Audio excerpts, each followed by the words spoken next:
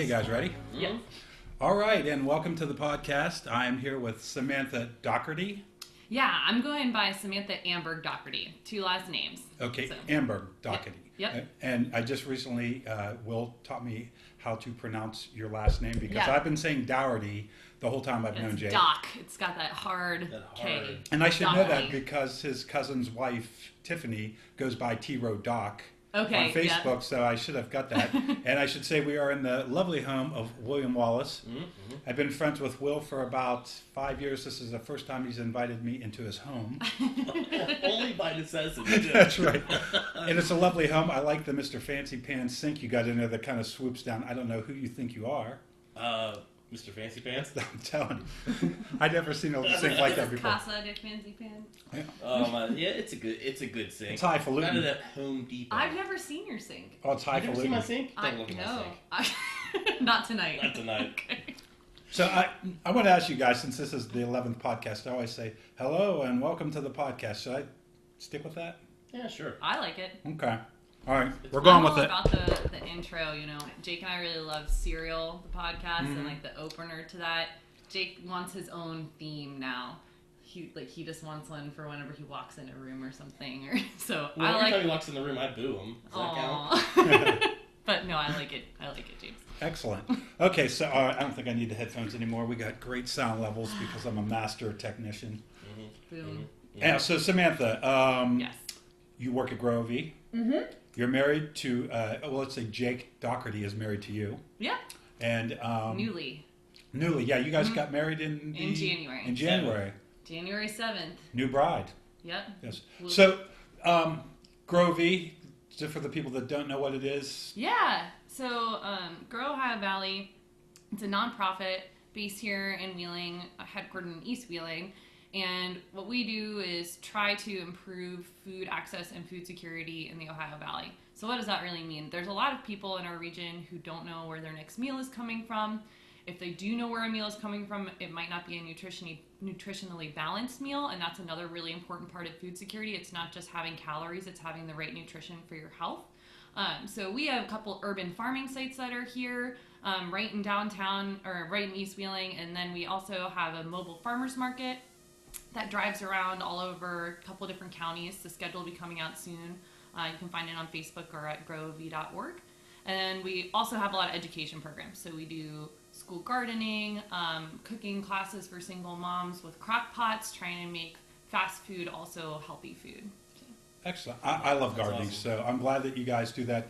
And access to good vegetables, especially, is really tough with the closing of the Kroger in Benwood.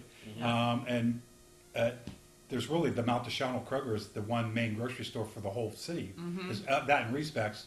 So that's I know it's always busy there, and that's not a lot of access. And if people don't have a car, Right. it's nice because you guys are in a neighborhood where typically people may not have a car, and they can walk and have access to those vegetables.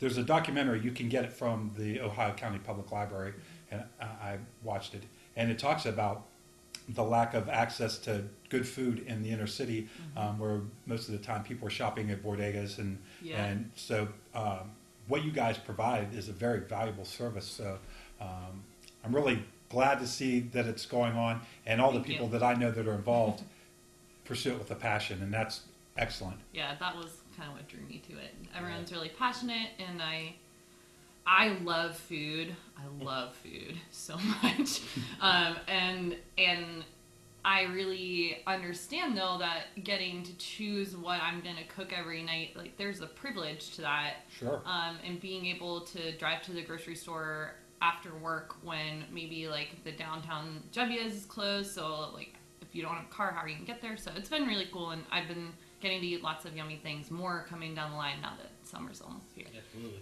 And especially around here, the only places, I mean, if it's late at night or you can't, I mean, there's a great selection at Mount Deshaunel Kroger, but it's not cheap. Yeah. It's a great, then you go to $1, whatever it is by the post office, or Mama Duck's Convenient, and They've tried, like, Neely's and Convenient. And Neely's I know not they try to stock it, but it's hard it perishes so quickly. Sure. So there's kind of these added layers of challenges in stocking produce in a store that our mobile farm truck, we can go multiple places in one day, the day the food was picked. Yeah. So it's a really cool, unique thing. And anybody that gardens like I do, you know that the tomatoes that you can grow in your own garden are nothing like the ones that are made to be able to be picked in California. And gassed on the truck, yeah. And that's just a necessity.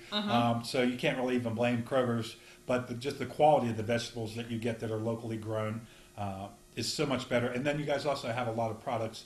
I think I've been able to get honey and different things that are natural products that I like to eat that you really can't find anywhere. We have a baker for this year. She's amazing. She's going to be doing like zucchini breads and cookies and stuff. So, but we do honeys as well. We have a guy who does different like hemp seeds and stuff, which are really superfood essentially.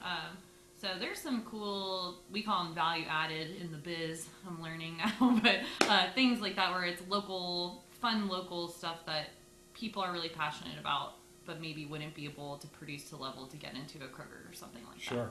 I have a question, and I don't know if you can answer this or not, but... I'll answer it. So make it up. When you say hemp, and that's kind of like, for a layman, it's like a trigger word for generic pop, blah, blah, blah, blah, blah. Weed man, you know, toke up. Anyways. Hemp products, you said it's called like a superfood. Like, what's... Yeah, so like what Doug sells through Wink and Son Hemp, and also at our truck there's like hemp seed oil, which you can just use in cooking. There's no THC in it. It's not a psychoactive substance. It kind of tastes like, I don't know, like, you know, you get an olive oil and it tastes kind of like that green flavor to it. It just kind of tastes like a zesty olive oil. And then there's hemp seeds. And those they're little tiny circular seeds. They got a lot of fiber and almost like a flax seed. Yeah. Right. And I think they even have some unique enzymes that make them good to have in your diet. He might be a good future guest for you because he's really, all in it, super knowledgeable. So one of your rights and responsibilities as a guest on this podcast is you have to suggest another person to be on the podcast. Right. Yeah. And if you get 100 downloads, then I have to take your suggestion, no matter who it is. You know, it's funny. I feel like that old show Quantum Leap, where I keep suggesting people and they get on here, but I'm still here. Well, I love having you here. Well, I appreciate you being on, man. It is actually enjoyable. We rescheduled so you could be here. So cheers, clink, clink, clink. Yeah. Well, so, and this really does touch upon two things that I'm really into. I love gardening and eating healthy. I've really gotten into it lately. My big thing now is sprouts. Now that I figured out how to... You do microgreens too? Yes. In fact, it's a big part of my diet because as I did more research, I realized why I should be eating them. It made me want to eat them even more. I don't particularly like the taste, but there's something about when a seed goes from a seed to a plant, when it's in that sprouting stage, that all these unique enzymes are created. And it's amazing. Seeds are amazing. There's some good documentaries about those too. And consuming these things when they're in that sprouting stage, they do something for your body that they don't do as a plant or as like eating a raw lentil bean. So that intermediate stage when it's sprouting is so good for you. I noticed since I've gradually changed my diet over the years, and really after the first of the year, I kicked it into high gear with really no sugar. That I have boundless energy. I stand at work all day, 12 hours a day. I use the stand-up computer. I don't sit at the desk at all. Yeah. I can't sit at the desk. I can't sit still. And I need to get a standing desk. This is my first sit-down job, and I'm like, it's I joined the wellness center last week. What is your title there? So I'm the communications coordinator. So I do like all the social media posts and emails. I'm the one answering the phone most days because our production team is really busy hustling all around at the different sites. So I get to do the news appearances, which has been pretty cool. So that's my title. We can say you're the face of it. I'm the face. I'm the phone voice when you call. So yeah, that's me. I've been there since November. Great. And we were talking earlier, you moved into town in August? Yeah, I moved here in the middle of August. Before that, I was living in Frederick, Maryland. I'm from Maryland, and my folks were there. Jake and I were engaged, and we were sort of determining where to live, and we ended up saying, let's do Wheeling. So I hopped out here, and now it's great. I've been here for 6 months. I really can't believe that, but that's pretty crazy to me.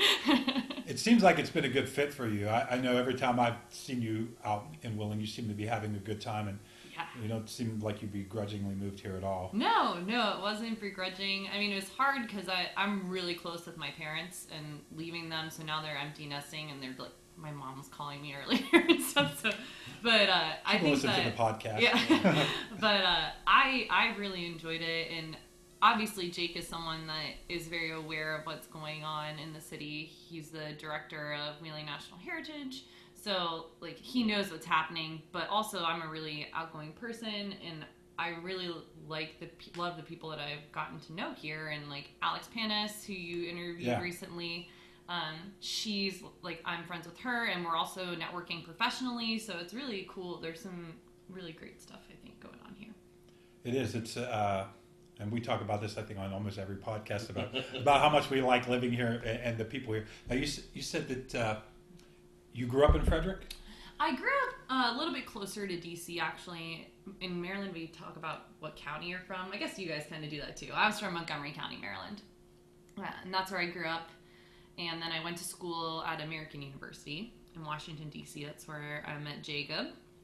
And then after I graduated, I sort of wasn't sure what I wanted to do. And if we want to dig into it, I can tell you all of the paths I pursued. Yeah. Okay. Well, what was your major? My major was biology with pre-medical concentration. Wow. And I was a psychology minor. When I first heard of you, I heard that you were a Somali pirate. Oh, yeah. And then I was corrected and said you were a sommelier. Yeah. I like Somali pirate better. Somali pirate. I have a little pirate in me. I love the water and boats, but yeah, I was a biology major. I thought I wanted to be a doctor. I worked with a plastic surgeon. It was a great experience for a couple years when I was in school, and I said, you know what, I just don't think this offers the creativity that I need in a job. And so then he liked really expensive wines and kind of the finer things in life, and that was one of my early exposures. That I grew up middle class, and I was like, I love wine. This is amazing. There's so many fantastic wines. I want to be involved with wine. And so then next I said, well, I got to study wine, because I came out of school, like, that's the way I know how to digest something. Yeah. You sit down. Go all in. Yeah, you buy the textbook and you read it. Right. So I took my level 1 sommelier exam. I passed that. And then I ended up going out to Napa, California to work a harvest as a harvest intern at a winery.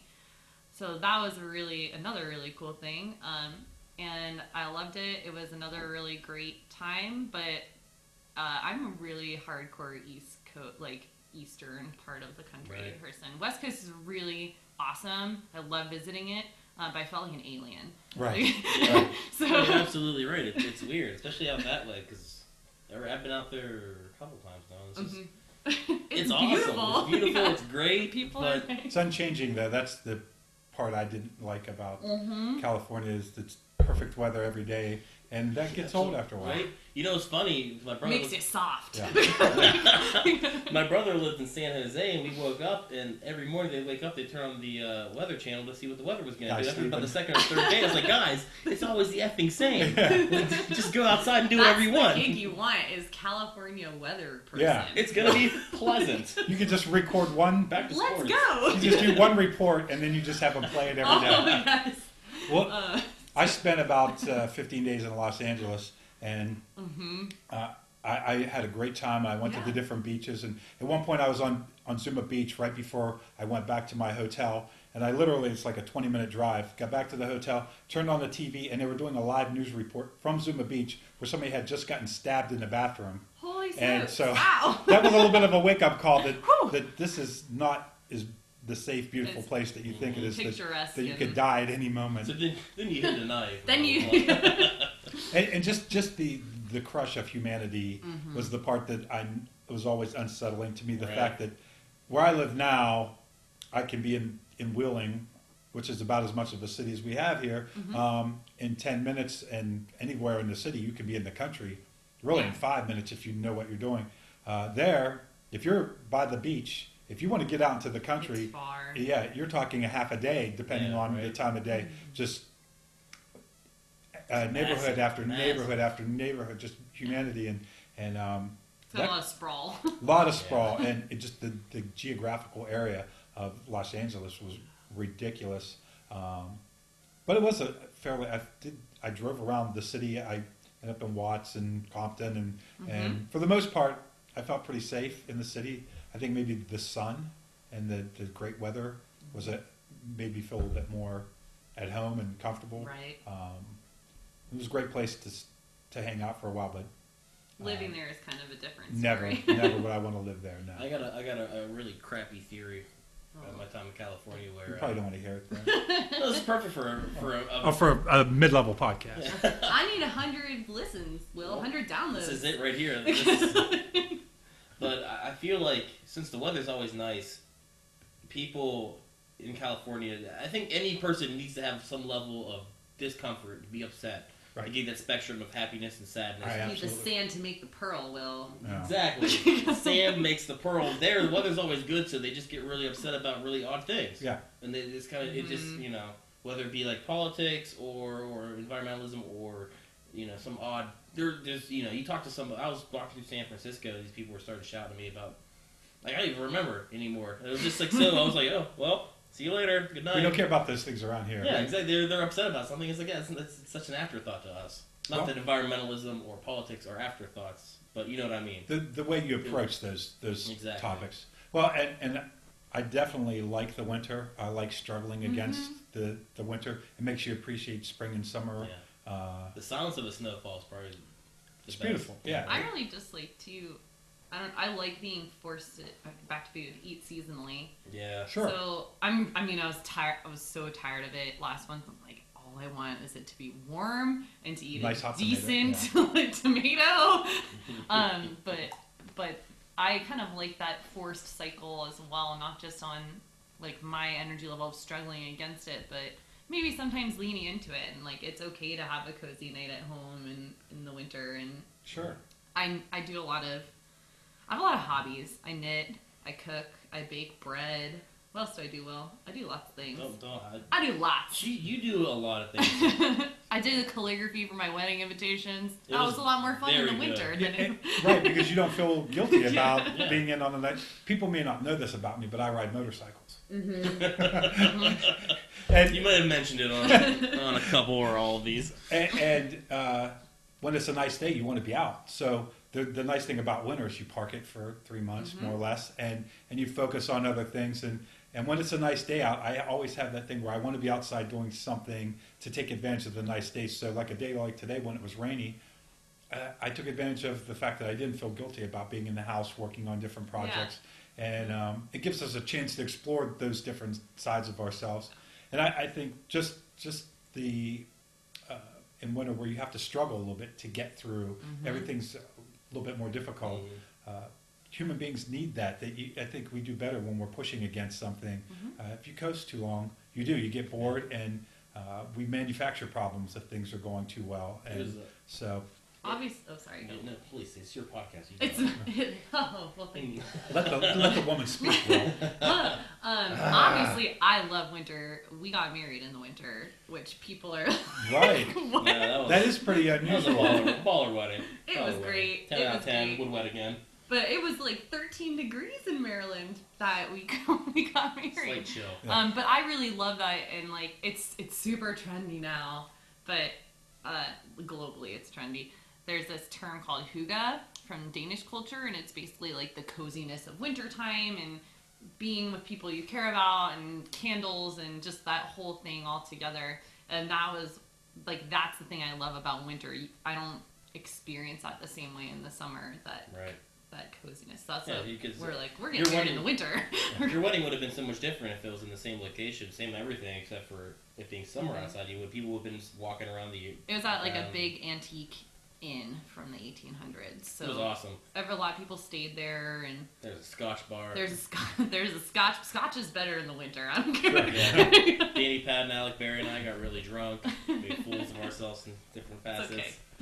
And there is something that you were saying, the snowfall, and I like when you go outside and take a breath of that crisp air, and the crunch of the snow under your feet. And just the ritual of getting bundled up. When I go out to shovel snow, where you put the boots on and you put all the layers on, and each layer you make sure that they're all bundled up nice and tight, and you're ready to go out there and face the challenge. And I know the first thing I said when I walked into your apartment upstairs is that this seems like a really great apartment for in the winter on a nice snowy day to be snowed in and look out the window and see the city covered in snow.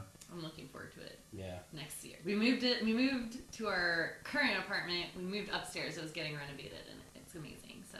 And we didn't really have much snow this winter, and very mild. Yeah. We got snow tires on my Prius, which is the biggest joke in the city, I think. And then it didn't snow. It barely. Yeah, it was very mild. Well, it is interesting how many people that I meet anymore that say that they like winter, because that used to be everybody would. And yeah, I think it's just that's just that internet thing. People would winter, blah blah blah. I can't wait for summer. Then there's the same people being like, it's too hot outside. Yeah, that you're probably right. The same people that hate winter hate summer, and the fall is too mild, and the spring is too perfect, and I definitely like all the seasons. Yeah. Spring may be my least favorite. Really? So it's rainy. I don't mind. He can't go on his motorcycle. Yeah. Like today where it's 50 and rainy, it's kind of a bummer. But at the same time, plants are starting to bloom. You can open up your windows for the first time in months. There's rhubarb. There's rhubarb. Yeah, that's true. That's my good friend rhubarb. I guess with spring is everything's still dead yet. And once the leaves come on the trees and everything. And it's a little bit more muddy, and I don't know why I don't like spring. I guess I want summer to be here. Yeah. I'm impatient because like recently we had that really nice weather, and then it got cold again. We had frost the other morning when I was leaving the house. I was posting that all over the grove, so I'm like, everybody cover your plants. Yeah. Got it. Luckily, none of mine got tagged. Everything I planted, all my maters are doing good. So. What was life like in Maryland? Fredericksburg, or the town that you lived in, what size? Was it a big city, a small town? Frederick is I think it's a pretty big city. I don't know the population count. It's a satellite of DC. It's about 45 minutes outside. And it has a really great historic downtown area. And what I did, so I came back from California. I was like, okay, I need a new plan. And there's a lot of small businesses and boutiques that are there for all different kinds of things. And the one I was drawn to, of course, is a kitchen boutique, I love food and I love cooking. And so they said, hey, do you want to come and work for us, kind of part-time? They didn't have any employees. It's a husband and wife. So I started there. It's called Relish Decor. It's amazing. And basically, in the time that I worked for them, we were able to grow from this tiny store. We grew to a space 3 times the size where we started. So I was really like on the entrepreneurship side of that city, in the thick of it, working and living downtown. So it was a really great place. I love cocktails in addition to food, and there are a lot of bars. I keep coughing into your microphone. I'm sorry. No, that's okay. There are a lot of bars, which I loved, and great food, and music scene's pretty darn good. So it was really nice, and I made some really great friends there. So it was great, just generally speaking. So I say with Mark Amberg on the guitar, and he seems like good music scene. That's my father, Mark. He is a rock star, but by day he teaches elementary school music. So Mark, I know you're listening. You need to come to Wheeling and play a show with us. Come on out. Da, da, da, da. He was like an 80s rock and roller when he met my mom with hair bigger than hers. Was he really? And so now he recently left the band, but he was playing an 80s cover band when we got married, and they played our rehearsal dinner. It was pretty freaking fun. Nice. So my dad, he has a mohawk. He's very unpredictable. Your dad, so in the 80s, he's probably close to my age then. I don't know how old you are, but I'm 50. Okay, yeah, he's in his 50s. Yeah. Yeah. One of my peers. Am I hanging out with you guys? He's great. Your dad. You'll definitely have to meet when he comes out. Yeah, you gotta meet him. You should get him on this podcast. Well, I'd love to.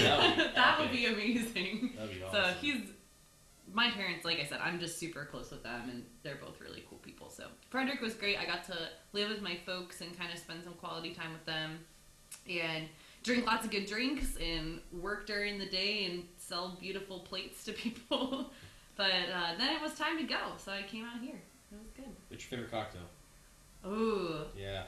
That's difficult. Well, my Oh. favorite, our two favorite cocktails we served at the wedding. So my favorite lighter cocktail, I love a French 75, which is like gin and lemon and a little bit of sugar and champagne. It's really good. And then I love old fashions, and that's kind of what Jake wooed me with those when I was a youngin'. Jay makes a good old fashioned. And everyone else is drinking crappy beer, and he's mixing the old fashions. I'm like, who is this guy? I like this kid. Marshall County's finest. So, hey. Well, and Amanda down at Later Gator makes yeah. an amazing old fashioned. Mm-hmm. Yeah, we love Later Alligator. We did an engagement photo shoot there, Oh, you drinking did? cocktails. Nice.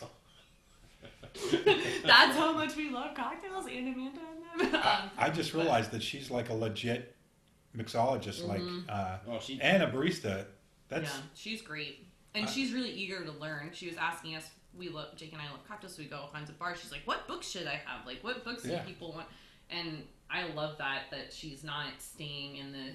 Yeah. She's not saying, well, I'm making what I think are the best cocktails in the area and just resting on her laurels. She's really pushing herself, and it's She has an Earl Grey martini. Yeah. Like every time I go in there, that one. there's she's got an interesting drink that I don't know that I think that they're her own drinks, right? As far as I know. A lot of them. Yeah, I don't know if every single one is or if there's kind of spins on it, but the Earl Grey martini sheet, they infuse that. They infuse gin and vodka. If you get your Earl Grey martini Dougherty style, it's going to be with gin, and it's going to be in a rocks glass instead of a martini glass because we can't handle it. We'll spill. There is something about the martini glass. You have to be very delicate. Yeah. The brute that I am. I'm Italian, spill, so. Yeah. It's hand motions. It's the hands. It's the hand. You guys can't see it, the audience, but... I think Will can attest that almost every time I've ever been out to a bar with anybody, I've always dropped a drink on the ground. Spills aplenty. That's right. That's all right. The night hasn't begun until I've broken some glass. I've decided it's good luck. It is for me. You're living your life right if you're spilling drinks. Can you you know what? I don't. Can we talk about your cousin for a quick minute? Sure. I mean, which cousin? All of them in order. Every cousin. Banjo. Okay, yeah. That's on the Amberg side. It's my father's brother's son, and he goes by Banjo, and he's a bartender out in Portland at Clyde Commons, and he also has a a radio show that's online called The Gospel According to Banjo. Is it really? Nice. Yeah. Oh my gosh, Will. Yeah, you'll love it. So he's Sunday definitely. mornings, we'll be on it. I have a lot of. I've been lucky enough to have a lot of really cool family members who pursue their creative passions, and so I feel like I'm still really trying to find mine. But it's great, and I think in Wheeling there's a lot of that too. Like I'm finding the people who are doing things like that. Did you have a question about Banjo? No, we were talking about old fashions. Oh yeah, he makes good drinks. He goes to the national competition. So if you're ever out in Portland area, go to Clyde Commons, be like Banjo. Yeah, we hung out. Listen to this podcast of your cousin. We hung out after your rehearsal dinner and we got some drinks and we're talking. About, it was awesome. I'm surprised you made it to the wedding if you went out for drinks with Banjo. Oh we coast to coast respect. But yeah, I have. We had our own. So you're saying that finding things that appeal to you creatively and that you have varied interests. I think that's an important thing, to find something that you love and pursue it, and then maybe after a while you fall out of love with it and you keep finding something else. For a whole winter, I was mad about painting. I just would come home every day and paint and paint and paint. Wow. I never really got that good at it, but almost got that wall done. What kind of painting? Oh no, Will.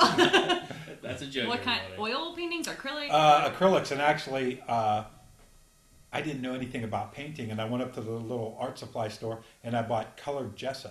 And so I had red, yellow, blue, white, of course, and then a little tube of black paint because they didn't have black gesso. I didn't realize it wasn't paint. I just knew that it was cheap, and I didn't have canvases, so I had these little sketchbooks.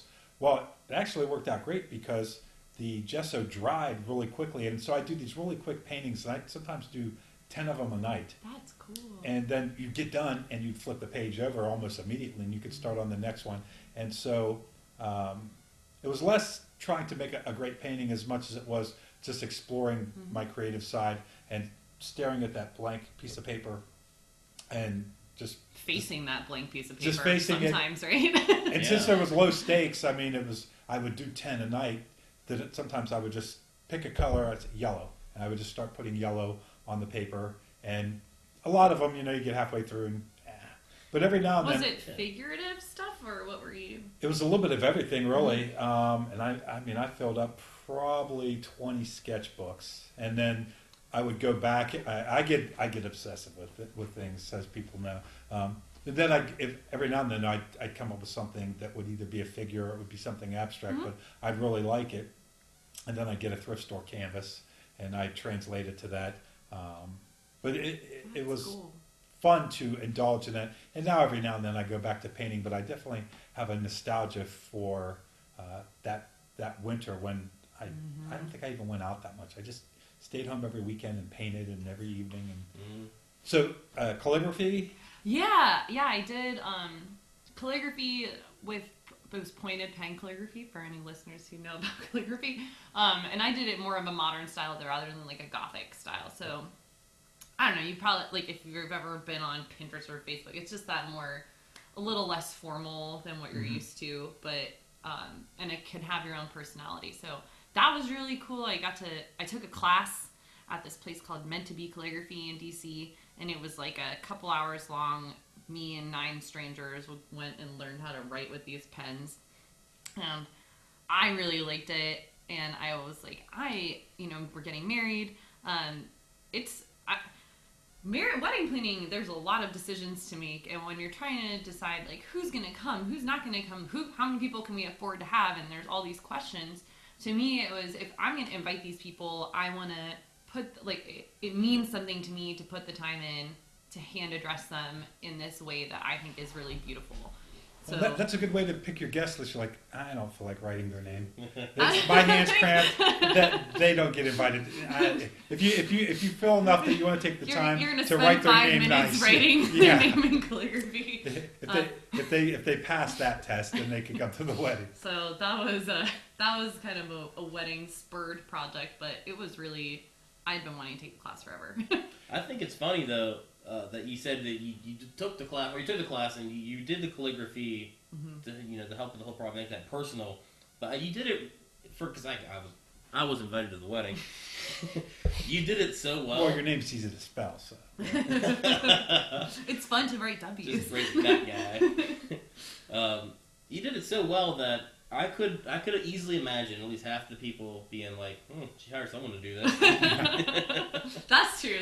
But I'm a perfectionist, so that would kind of like please me a little bit. Right. But I knew in my heart, like when I'm writing this, I'm like, this person, I really hope they come in it. Like it just gave more meaning to me about the whole, like what really matters about a wedding. Not to turn this into a wedding podcast, but yeah, it's okay.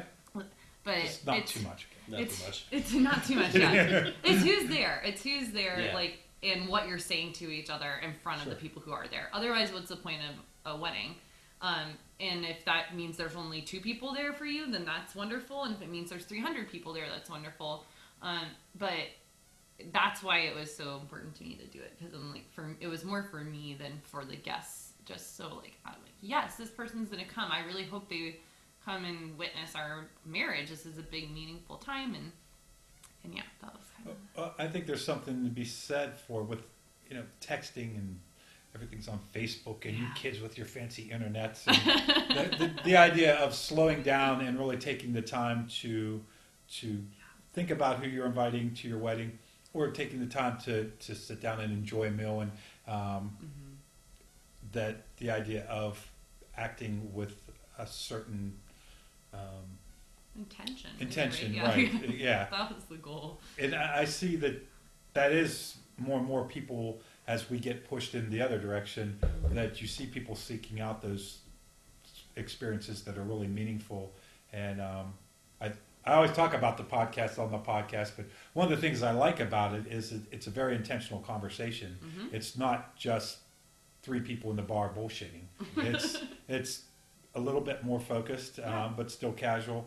And I think that's why I've been doing so many of them, is because I really enjoy it. There's something exhilarating and it's journalistic, right?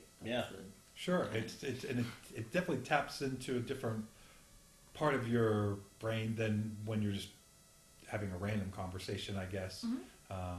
And more and more I look for those experiences where we're being intentional.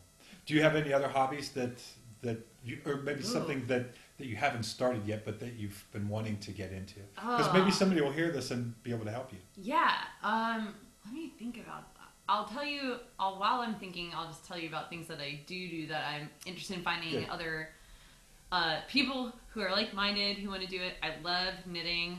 I knit. So if there's any needle crafters out there, get in touch with me on Facebook or something. And I want to have like a funky knitters group. But I know there's some coffee shop ones and stuff, but maybe like we can go to a bar and knit or something. But what am I trying to Hipster. do? I'm trying to get back into. I kind of. That's okay. I'm an East Coast person. I'm now in the Northern Panhandle. Panhandler. Yeah, now I'm a panhandler. Look at me go. Is that what you... No, you guys don't call yourselves that. No. I call you a Yankee, even though you're born I'm a Yankee. Geographically more southern than us. Most of my hobbies things that I want to get into involve cooking. So I've made bread. I do certain things. Like, I'm Italian, and I really want to learn to make pasta kind of on the regularly from scratch.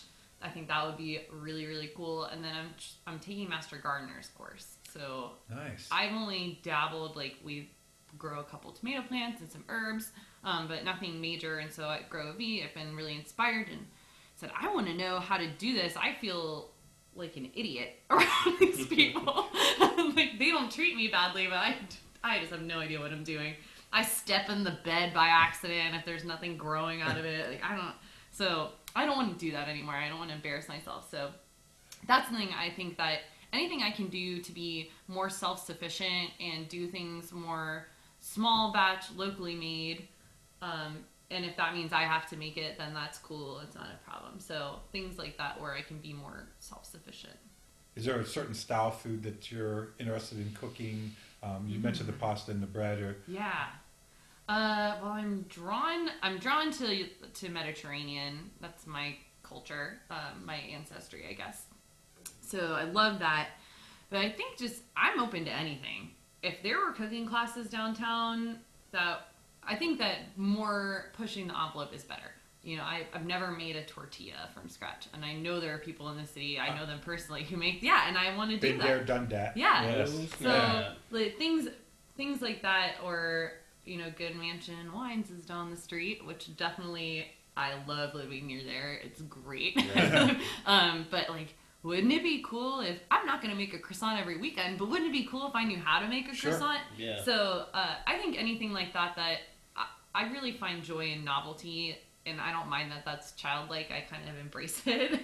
The process of learning something and taking on croissant is not necessarily maybe an easy thing to make, but it's also not unachievable. So just having a goal in mind, something that you have to work at, that ultimately though you can do it, but it doesn't necessarily come easy. Those are nice things to have, something to focus your attention on. And I think for me, where all these hobbies come from, and I love them all, I love getting to interact with what I'm going to call an artist. So that could be the person who's baking, that could be the person who's teaching calligraphy. It could be any number of person. It doesn't necessarily have to be your typical artist, what you picture. So I love interacting with that person, and I find that to be so inspirational. So anytime we can get more Wheeling artists connected with more people and sharing their craft, I think is really awesome. And I think I've experienced that with you, James, with the films, and I've never known a filmmaker before, and that's been really cool for me. And you make it feel very welcoming, and I don't have to feel like I need to know everything. So that type of interaction is really awesome. And then also just being able to exert control on something and make something out of it. That is so cool. That's kind of, to me, that's what being a person is about, is you have this wonderful brain, this wonderful body. What are you going to do to change things or to form things to express yourself? And so that's why I love hobbies so much, because there's just so many ways to do it, and there's so much beauty. Right. It shows a way into a person's personality, into their life, into their interests, just by saying what they're interested in doing on their free time. Mm-hmm.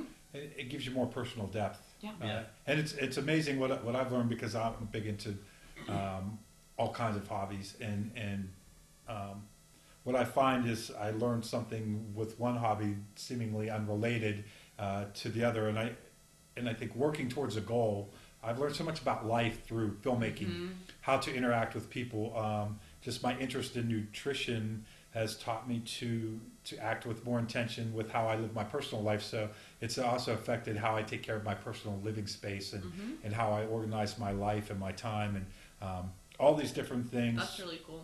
It's great. You by trying to get good at one of your hobbies or all of your hobbies, you develop these life skills. Yeah, they cross, but they also just make you a better person.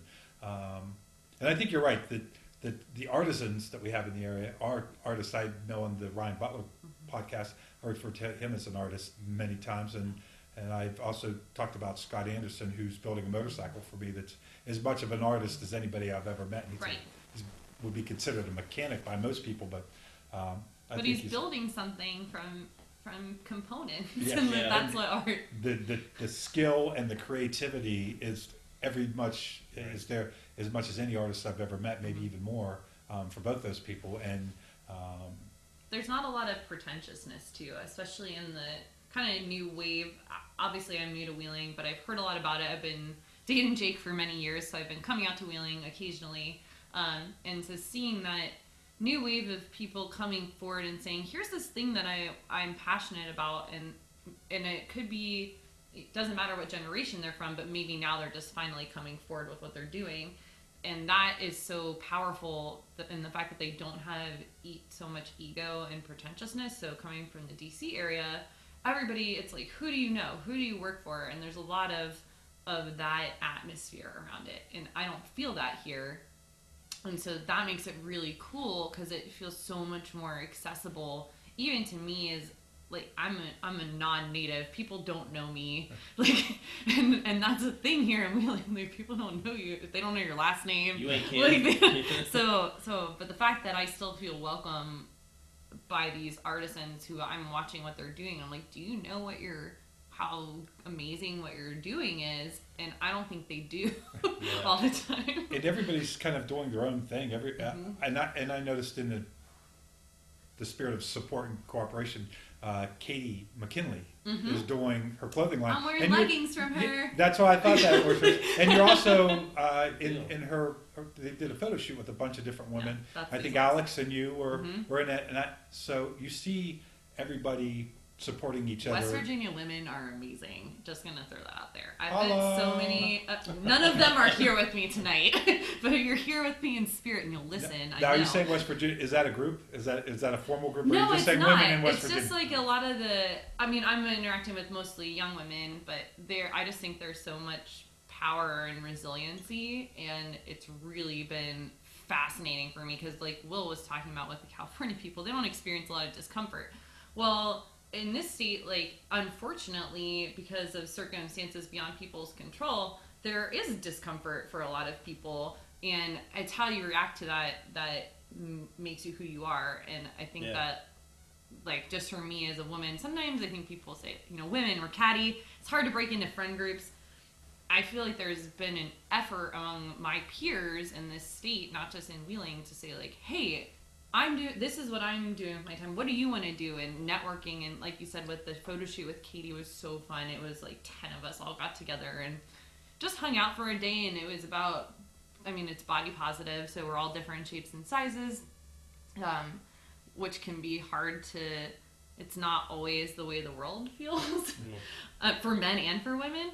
So that was really special. But then also, like, we're all powerhouses. All the women there are really getting, Alex is at Health Plan. Katie McKinley owns her own business. She's also a mom.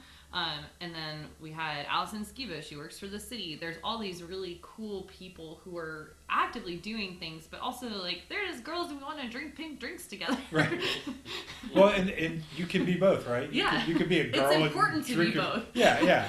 And I think, when I originally approached you about being on the podcast, I think one of the second sentences was that so far I've had mostly dudes on here, and I wanted And not that I don't think of myself as being a feminist, but I do seek to have a little bit of a balance, and I kind of realize, I'm interviewing mostly guys because I think maybe it's a little bit easier for me to approach them or whatever. But there are amazing women, and I'm glad that you came on and that Alex came on. Thanks And for having me. I'll send more women in your direction. Sarah Clark is she's scheduled for I think next deal. week, and Nice. and yeah, please. All the women from the photo shoot, as you mentioned, they're all doing interesting things. Yeah. And tell them that it was a great experience, and you can even come and co-host if it's going to be about the ladies. Hey, yeah, it's such a tricky thing. I think you're not a feminist, but there's equality that you want, right? You want to have balance. I'm a humanist, so right. Yeah. We're all people, and everyone should have a voice at the table. So I appreciate you having me. I'm having had a great time. Having a great time. I don't know where we are in this process. We're in my house. I kind of randomly picked the name experimental, but I'm glad I did because it kind of frees me up to do different things. And so, he's my co-host, especially with people that are downtown Willing, that are he knows a little bit better than me, and it's been really great having him as a co-host. And you've been great already, so I'd love to get you to come in, and because some people are nervous when they think about doing a podcast, so having a co-host, someone that they feel comfortable with, that's walked that way. They can't see my shimmy, but yeah, Sandra's she's throwing us a little shoulders. There's a shimmy going. Just warming up the crowd. No, yeah, that would be awesome. Will and I both love to talk. Oh yeah, it's a mess. Especially if we keep drinking. So I thought it was bold of you to have both of us on at the same time. I think I've been a good boy. I've been restrained. Well, being that I hate Will, I just have him on because he has a certain charm. He smells. It's a good smell. He's a welcome addition, and really, honestly, anybody that's listening to the podcast, if you ever want to be on, hit me up. If you ever want to be on as a co-host because you think you might have some, I like to fight me first. Yeah. Well, I told Will this week I bought a third microphone so that we didn't have to share one, and to make it official that he'll be co-hosting and. The fish. Ooh. we don't.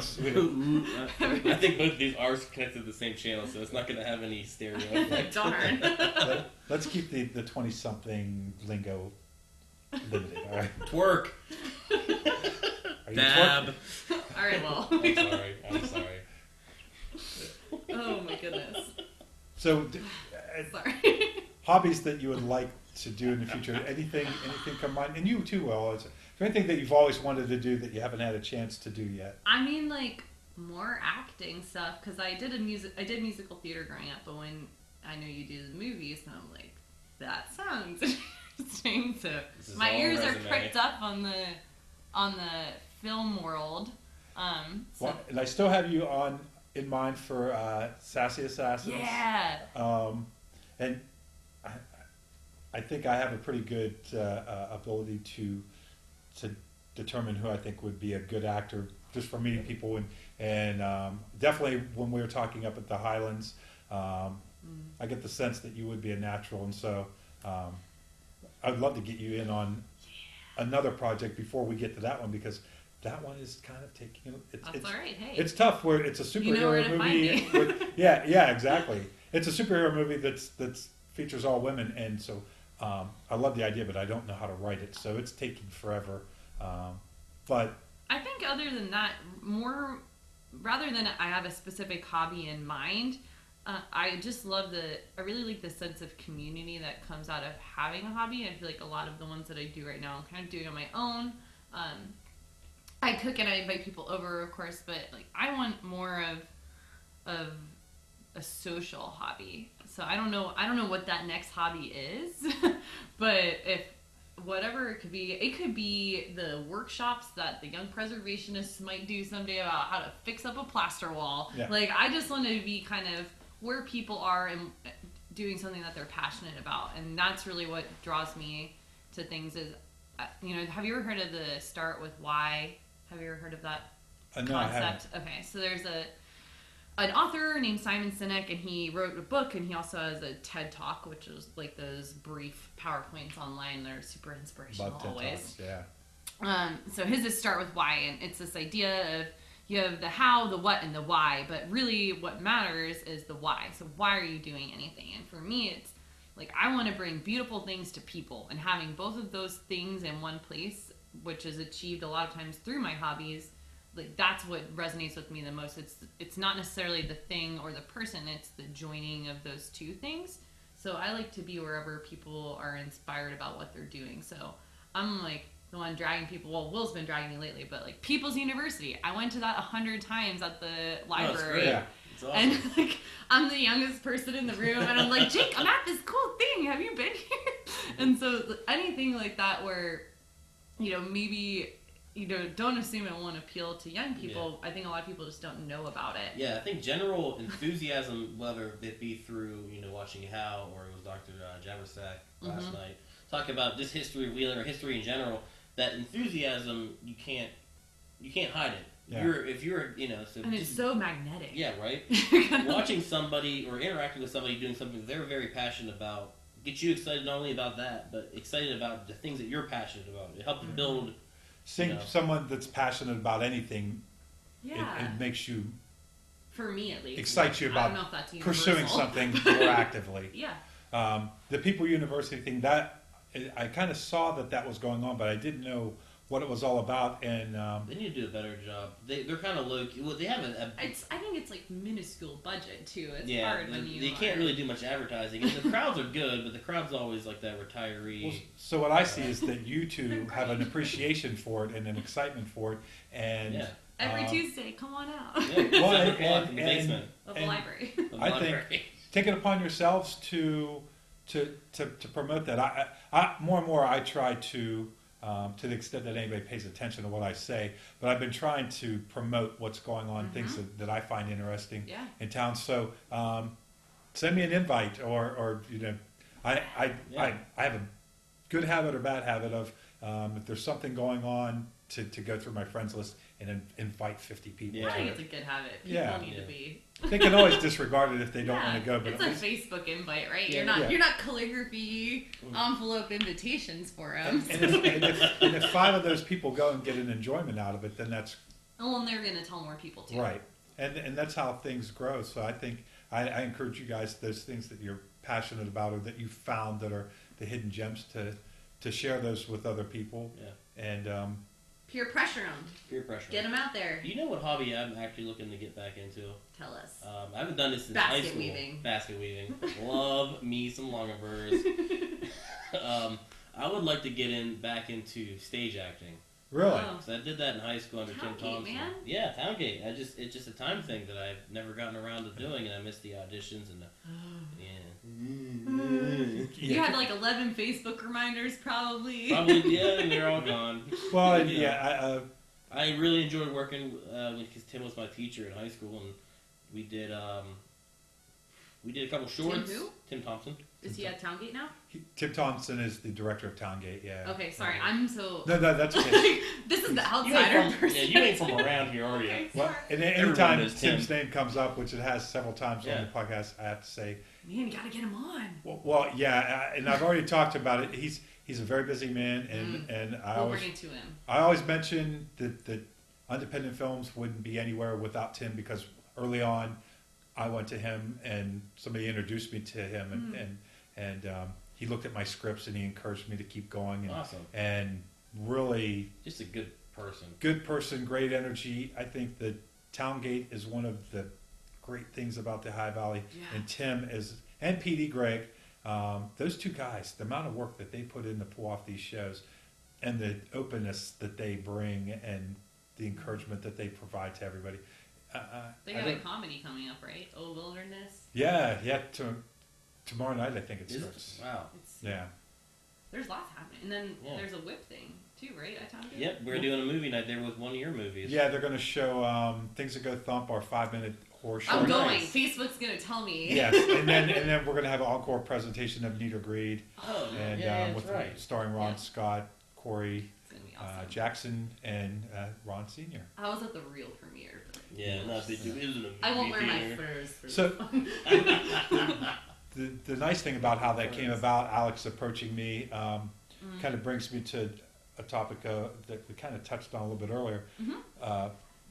All these different people that are doing their own thing, but I see them coming together and combining their different talents, and I hope that more of that happens. Maybe you have a night where. So we have paint and sips. Maybe we'll have a cook and sip. Mm-hmm. Maybe we'll have a knitting night where along with the knitting night, people are reading poetry. So Mm-hmm. you get two different groups that are doing something, and then maybe have a chef come in and do some special food for just that night. So whether it takes the form of a business or a fundraiser, or just or just a fun night or out. just trying to keep the good things happening. Yeah. I mean, like I thought it was Sounds interesting good. that you mentioned a drink and knit. Where we yeah. get together somewhere to knit on. I mean, it'd have to be a simple pattern. We can't be knitting lace. Sure, but the idea of getting people together and Yeah. forming a community, and there are a diverse group of talented people, and some people, their talent is promotions. Mm-hmm. And I really like. Sorry.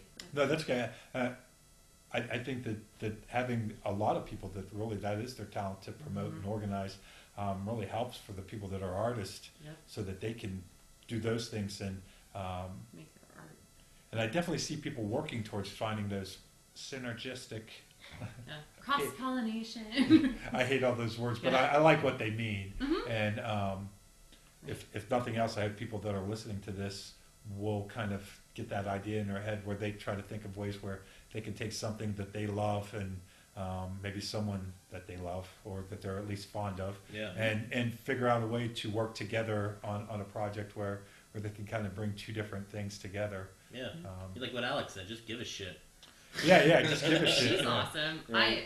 Actually, earlier that day, I had gone and spoke to the folks at the health plan for a coffee and conversation, which is a really cool thing they do with their employees, to bring in organizations or people from the community to just come and talk to their employees. They Is can the come coffee and, free? Is it complimentary? I think that they all brought their coffee. I didn't get a coffee, but I got water. It's a healthy thing. I'm sorry.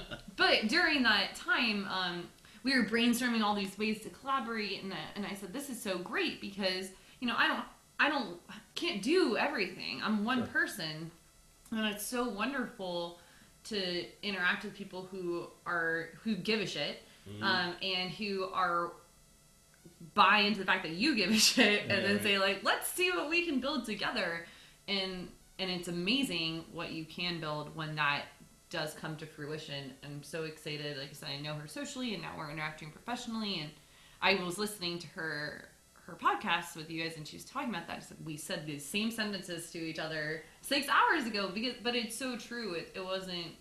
That's why I think it came up again. It resonates with people. You can't do it alone. No, And you can't do it with 5,000 Facebook friends either. Like, you have to do it with the people who are here looking you in the face. Yeah. Yeah, exactly. Well, not us. We're not gonna. Who are giving a shit in your community around you. Yeah. Facebook is a nice tool to get things organized. Sure. You really have to have people together It's a face to tool. face. And I think that one thing I found from filmmaking is that I was at a meeting earlier where we did a table read of a script. And so you're hanging out with people you like, but you're working towards a common goal. And there's something about that kind of time spent with people that I value much more than just hanging out. Which there's a time for that, obviously, but there's something about It's different. yeah, it's different, and you walk away from it with a closer bond with people, and a sense of accomplishment. And if you're going to spend your time, why not work towards some kind of a goal? And I like to see that more and more people are. I think they're approaching life that way, where we're just sitting around and hanging out is not enough. Right. It's because we're not on the West Coast. Just kidding. East Coast, holla. I'll, Northern Panhandle. No pan, V. no pan, No pan? No pan. No pans. You guys are... North pan, You're David pulling my Norpan. leg. Norpan. No, we're inventing it. Norpan. We're gonna have shirts made Oh, up. Norpan. Norpan. We're like, we brought this girl on. She's from the DC area. Kept calling us. she We're called us Norpan now. Norpans. No pop. What do we go by? I don't think. I don't think you go by. Anything. I mean, we're Ohio Valley. We live in the Ohio Valley. If you go by something, tell me, because I'm the communications person. And I want to know. Well, it's Northern and Panhandle, Ohio Valley. West Virginians, like we just always associate. Well, I don't know. You're not from Mountaineers. Yeah, I think it's No, residents of the Upper Ohio Valley. Yeah. Loyal supporters of. No, well, I like Norpans. I think it's gonna stick. And as much as I think that it might be kind of cool to have a certain identity, I think one of the things that we benefit from is the eclectic nature of the Ohio Valley. So the fact that you can't really say West Virginia because so many, I'm an Ohio guy, and so many of the people that we know secretly live in Ohio. And really the Ohio Valley. We know who you are. Can't hide. And everybody, as we mentioned earlier, has broad interest in, and I always point out the fact that there's no fashion style that you can say is willing, whereas if you want, I don't know how accurate Portlandia is, but they certainly make a case for the fact that there's this. I think for better or for worse, it's probably pretty accurate. Yeah, and they're really. I mean, jeans and a t-shirt, I guess, for dudes is pretty common. But even among that, there is really no willing fashion style. There's no. I think it comes back to that when we were talking about creatives, and I mentioned that I don't think there's as much pretentiousness and ego surrounding it. He said they're just doing what they're doing. People just have not their heads down, and they're paying attention to what's going around, but they're doing what they're doing because that's what they want to do. And it's not because they expect other people to pay attention to it. And I think the same thing's true of the fashion or of the music or things like that. And that's why there's a lot of really cool stuff happening, is because there isn't... You're not stifled because of, which is rare in this day and age where everything is... It's like aggressive individualism. It's really refreshing. It's pretty cool. And thinking about it, if you... Going back to the outfit thing for a connection to a bigger thing, if you would put like Jake, Danny Patton, myself, and Eddie Berardi in a room and looked at our outfits alone, Jake would be wearing some fancy boy suit. He does look good. I'd probably have on oversized boots and jeans and some stupid t-shirt. A good t-shirt. But you have to know movies to get it. Yeah. Eddie would have on worn out flannel and light colored jeans and pink sunglasses. Pink sunglasses and his Chuck Taylors, and Danny would be wearing tight jeans and worn out Vans and some really obscure shirt that I don't understand. But if you would see that, you'd be like, what the hell are those guys doing? But they were all really close friends. We were all do our own thing. Danny works on cars. Eddie works on his own house. Jake does Jake stuff. He's cooking right now. He is cooking. And that is... make fart noises. So I think that the style of dress is indicative of the overall fact that, like you said, everybody has completely different interests, and I'm interested in a wide variety of things, and there are people that I can talk cars and motorcycles with, and then there's other people that are interested in food and health and nutrition, and yet all these different people, they seem to find some kind of common ground, whether it's just the fact that they're passionate about certain things or that they're interested in learning about new things. So if... you know what I think it is? Dale Carnegie's book, How to Make Friends and Influence People. It's Carnegie. No, it's Carnegie. I don't know. Jake would yell at you. Well, no, it's Andrew. Jake, go get him. He's yelling upstairs. Side note: it's Andrew Carnegie, but Dale changed his name to be like Carnegie. Dale. But his name's Carnegie. Okay, cool. It's different. Anyways. Thanks. All right, sorry, y'all. I was yelled at for calling it People are. I'm probably wrong. People are shutting off hey the guys, podcast. Google it. Yeah, stay Google on. it. Stay on. It's gonna get good. It's really good. It'll get interesting again. Well, he says that if you want to, the quote was this: the best sound a human hears is the sound of their own name being spoken back to them. Or I butchered that quote. I love that. Yes, yeah, right? When people say James. Yum. It's a good name. Yum. But I think he also says the best thing to talk about is to listen as opposed to talk. Don't talk at somebody. Let them talk about what they want to talk about and interact with that. Where he was saying that it'd be like a corporate blah blah blah. It's genuine here. When you start talking about motorcycles or working on your truck or your house, people listen to you and we all interact because it's interesting to us and we genuinely want to learn more about that. When you're talking about wine or you're talking about knitting. Yeah, whatever it is. It's hard for me to keep up. It's my cat, who's amazing. Annabelle's right. It's. I think other people be easier to shut down and just be like, yeah, I don't care about that. Yeah. I rollerblade. We'll talk about that.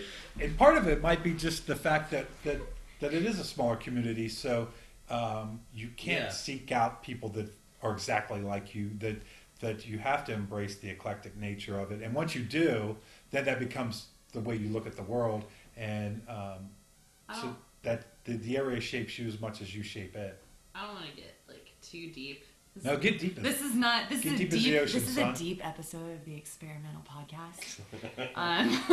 But for me, I grew up. As I said, I grew up in the DC area. I went to school in DC, and then when I left DC, I went to the West Coast. So it's a very like coastal experiences versus moving here. You know, you're really like in where I grew up. There's a lot of diversity, but there's certain like-mindedness, and I think coming here, it's been really good for me as a person and as like an American, especially just because I think that's the whole point of our country is like we're not all the same and we have to figure out how to be cool with that. Right?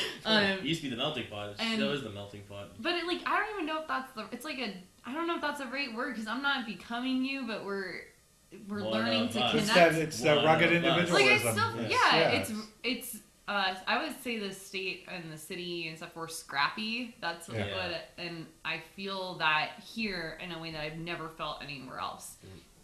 And I think that scrappiness forces you to be like, this is who I am, but also this is who you are, and we have to work together because we've only got so much. I think everybody who's ever, for the most part, my friends who have moved away, I have a couple friends who live in LA right now, and one lives in Florida, elsewhere. They always say, oh, this is great, blah, blah, blah, I got so many opportunities, I'm doing this now, I'm doing that, but I don't have the friends like I used to. Yeah. And I think that, I used to think, well, it was Wheeling special, blah, blah, blah, but I think we all grew up so tight-knit, it was forced, we grew up having to make things do with what we had, because it's not like we were poor or anything, I mean, it was just, that's how it worked. You have your friends, and that guy did this and you did that, but you were friends. You were limited in options, so you made it. You did. These are the people that you had to hang out with. Yeah, that guy tells good jokes, and that guy's a good storyteller. But that guy, I don't know what he's doing with his spare time. It's whatever. And I'm doing this thing, but we all hang out and we all make it work. I think it's easy to get lost in the crowd in a big city where you have so many options that you can keep searching for the exact perfect fit, but that expectation of that leads you to really end up being unhappy because you don't find the perfect fit, or maybe it's just the harshness of the city life makes it hard to break into a new group that people already have enough friends. Right. You move into town just to break in, it's tough, whereas here it is very open, and because I wasn't sure what to expect, frankly, because I grew up, when I moved to Frederick even, it's a bigger city, but people are cliquey, and it's still, the cliquey's a problem here. It's elsewhere too, but it's definitely going elsewhere. It's hard. It is. It is. Other people, and when you go there, other people have told me it's easier to talk to,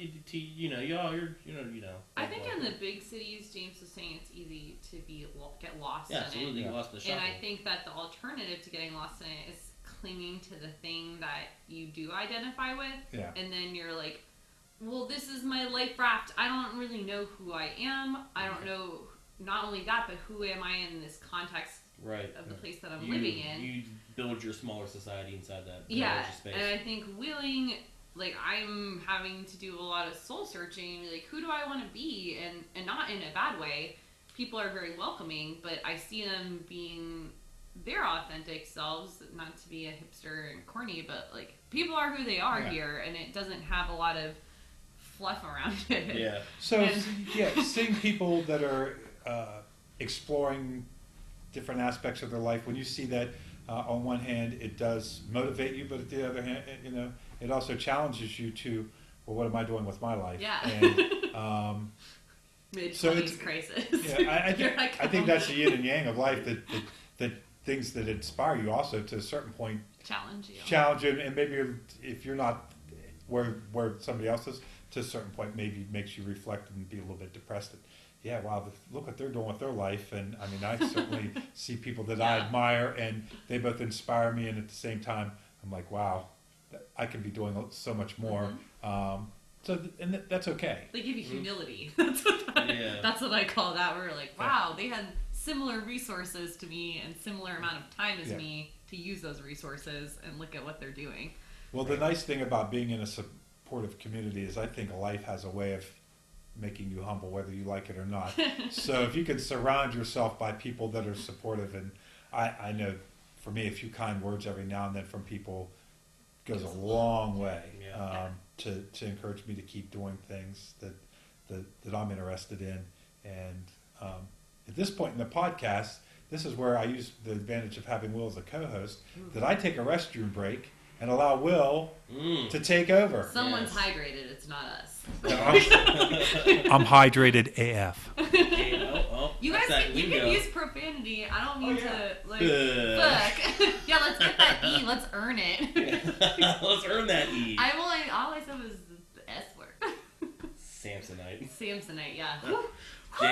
James shouldn't have left us to our own devices. No, we'll come up with something, Will. So you have lots of hobbies, like mostly guitar. And I have always wanted to play the guitar. I can play some bar chords. Power chords. That's what it is. I learned to play Boulevard of Broken Dreams when I was like 14.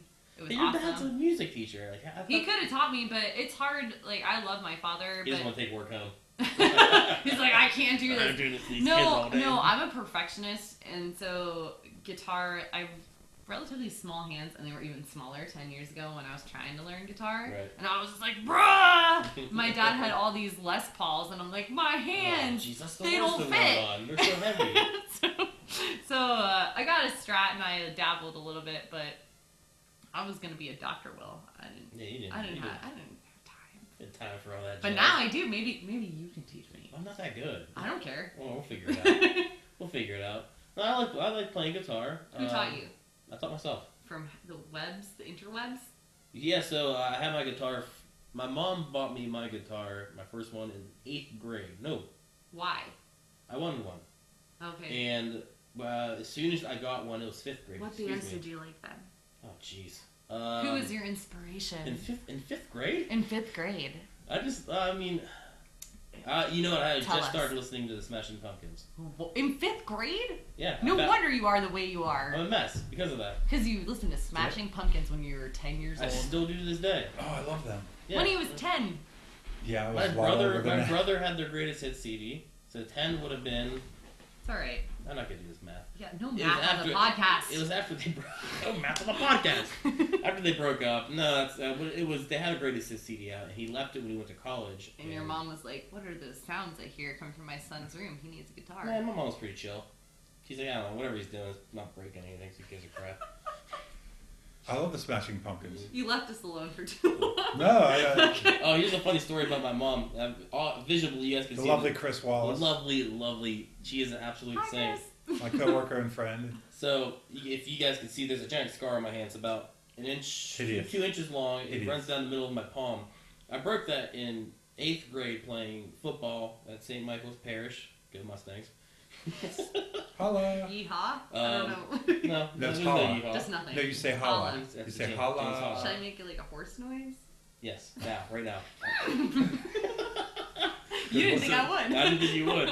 So, my third metacarpal was broken in half, and I went home, and my hand was the size of a tennis ball. Like, my palm was swollen really bad. So I took it to my parents, and I said, I think my hand's broken. And my mom's like, you just need to suck it up. My mom being a lifetime nurse. Go play your guitar that I bought you 5 years ago. I practiced for the rest of that week until I pretty much was like, I need to go get an x-ray. And I was in the waiting room with my dad. My dad looked at me, he's like, if they find a break, you won't be able to play football anymore. And I was like, if they found a break, it means it's broken. Yeah. So I had to get 3 screws in it, and I don't let them live that down. Yeah. Oh, so you have 3 screws in your hand. 3 screws in my hand. Damn. Titanium. Does it help you play guitar? No, not at all. And it's really awful in the wintertime because you can feel them in the bones. Oh, I'm sure it aches. Yeah. Feel it in the bones. That's it. So what kind of music do you listen to, or did you guys cover that? No, we didn't. So I'm pretty eclectic. So similar to my hobbies, as I said, like what interests me most is what other people are interested in. I don't know what that says about me. I don't know. You're just pumped. I'm pumped. Jazzed up. I love when other people are enjoying their lives and like enjoying the moment. So, anyway, with music, I love my friends and appreciate them so much. Who are the ones who I think of them as my sifters. Like they sift through everything and they pan for gold and then they provide a gem. They're like, oh, I heard this really cool band. You should listen to them. And then you take it. And then I take it. Yeah, I take it. I put it in my like necklace of gold nuggets. Of friends' jewels. Stolen. No, but so I like a variety of things. So it even goes as obscure as things like Will and I last week had a grilled cheese party on Wes Anderson's birthday. And we watched The Life Aquatic with Sue Zissou, which I had never seen before. Oh, nice. Such a good movie. And there's a Portuguese gentleman, I believe, yep, I forget his name, who plays guitar and sings David Bowie covers. Nice. Throughout the film. And so, like, this whole week, that's what I've been listening to. Sam, would you like a beverage? I would love a beverage. That's how you know it has alcohol, as if it's a beverage. It's a beverage. Thank you, Wallace. We're getting to the beer stage of the podcast. So yeah. It's amazing how many people around here enjoy bluegrass music, Yeah. especially young people. Mm-hmm. I was shocked when I found out how many young people listen to bluegrass. It's fun. It's not too serious, but it's also expressive. So I never listened to a lot of folk music or bluegrass and that sort of thing until I was in college. And so Jake's from Appalachia, and then my best friend grew up in Roanoke, Virginia. So they both kind of introduced me together to folk and Appalachian music. And I really love it now, and it's so cool. And I mean, they're huge now. They've blown up in the past 5 years. But like Avett Brothers, I used to listen to their old unplugged stuff. They didn't have... That first album they had. I like so their good. new stuff too. It's just very. Right. It was a lot more bluegrassy Absolutely. when it started, and so I love that type of music. And there's a lot of romance to it. I'm romantic, so like I think that for me that's why I like bluegrass as someone who grew up. I listened to like pop punk, 80s rock, and also terrible just regular rap and pop. What was the music progression to your life? Like there was definitely signs when you were listening to this, this, and this. The earliest I can really remember is like middle school time, but probably then it was mostly pop because I got teased really badly in elementary school.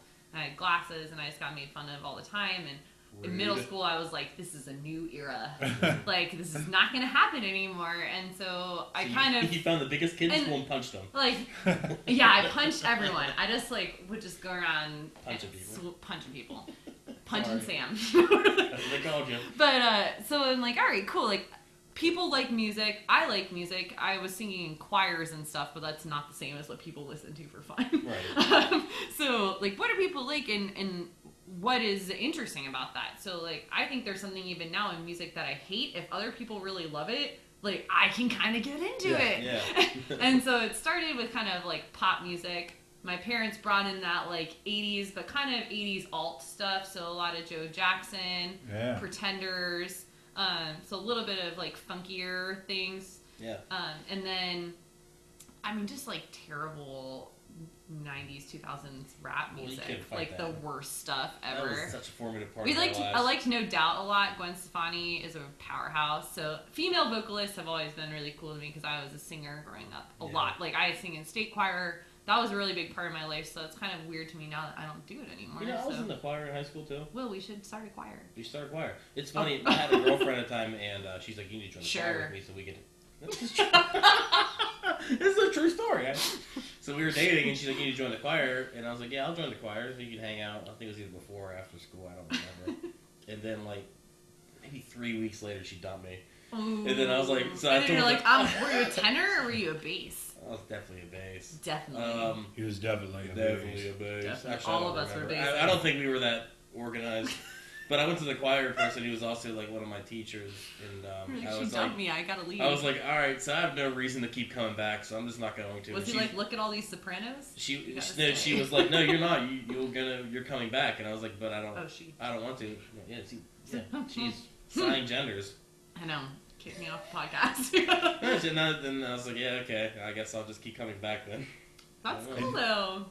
Well, for whatever reason they got you to stay, you did, and it was probably good that however you got there, you got there. Yeah. So that was the flip side of my like baby got back salt shaker, like terrible. There's some Lady Gaga, and I still think she's a queen, so I like her stuff. But on the flip side of that, it was like musical theater nerd to the max. So I finally got to see Rent last week, which was like mine. I was so excited. We were interviewing Alex at the time. Yeah. Yeah, I mean, I feel like that my theater life like was completed. So I really loved it. I was raised on musical theater in a lot of ways. I think that people who've never gone to the theater, people that do, it's not until you go that you remember how good it is to see a play or musical theater or anything live. That every time I go to town, the last one I went to was Snow White, which it's a kids' play, really, and even at that, it would probably be the least one that I would have chose, but I went because a friend wanted to go, and I still loved it. And every time I go, I'm like, I should do this more often, not just to support it, but just because it's really a great experience. Yeah. I think it's impactful to see, same with music, same with film. In theater, it's just really in your face. These people have been working for months to embody these characters, and so even if it's not going to win an Oscar, if you're there 100 feet away from that person, how do you ignore? It's beautiful in its own right, because those, like they said, these aren't going to win an Oscar because they weren't paid $4 million to do it. Sure. They worked at, those people. I didn't mean that as an insult. Right. I don't want it to come up. Okay. But there is something about the fact that it's a live person, physically there in front of you. It's like I said, it's beautiful. They're definitely not as good as someone who would win an Oscar, but at the same time, this person is doing this out of pure passion for it, where they have and their more day job. vulnerability, I think. Absolutely. They have their day job, they have their family, and then they're working time for this practice, and they're doing it in front of their friends and family, so it's awful.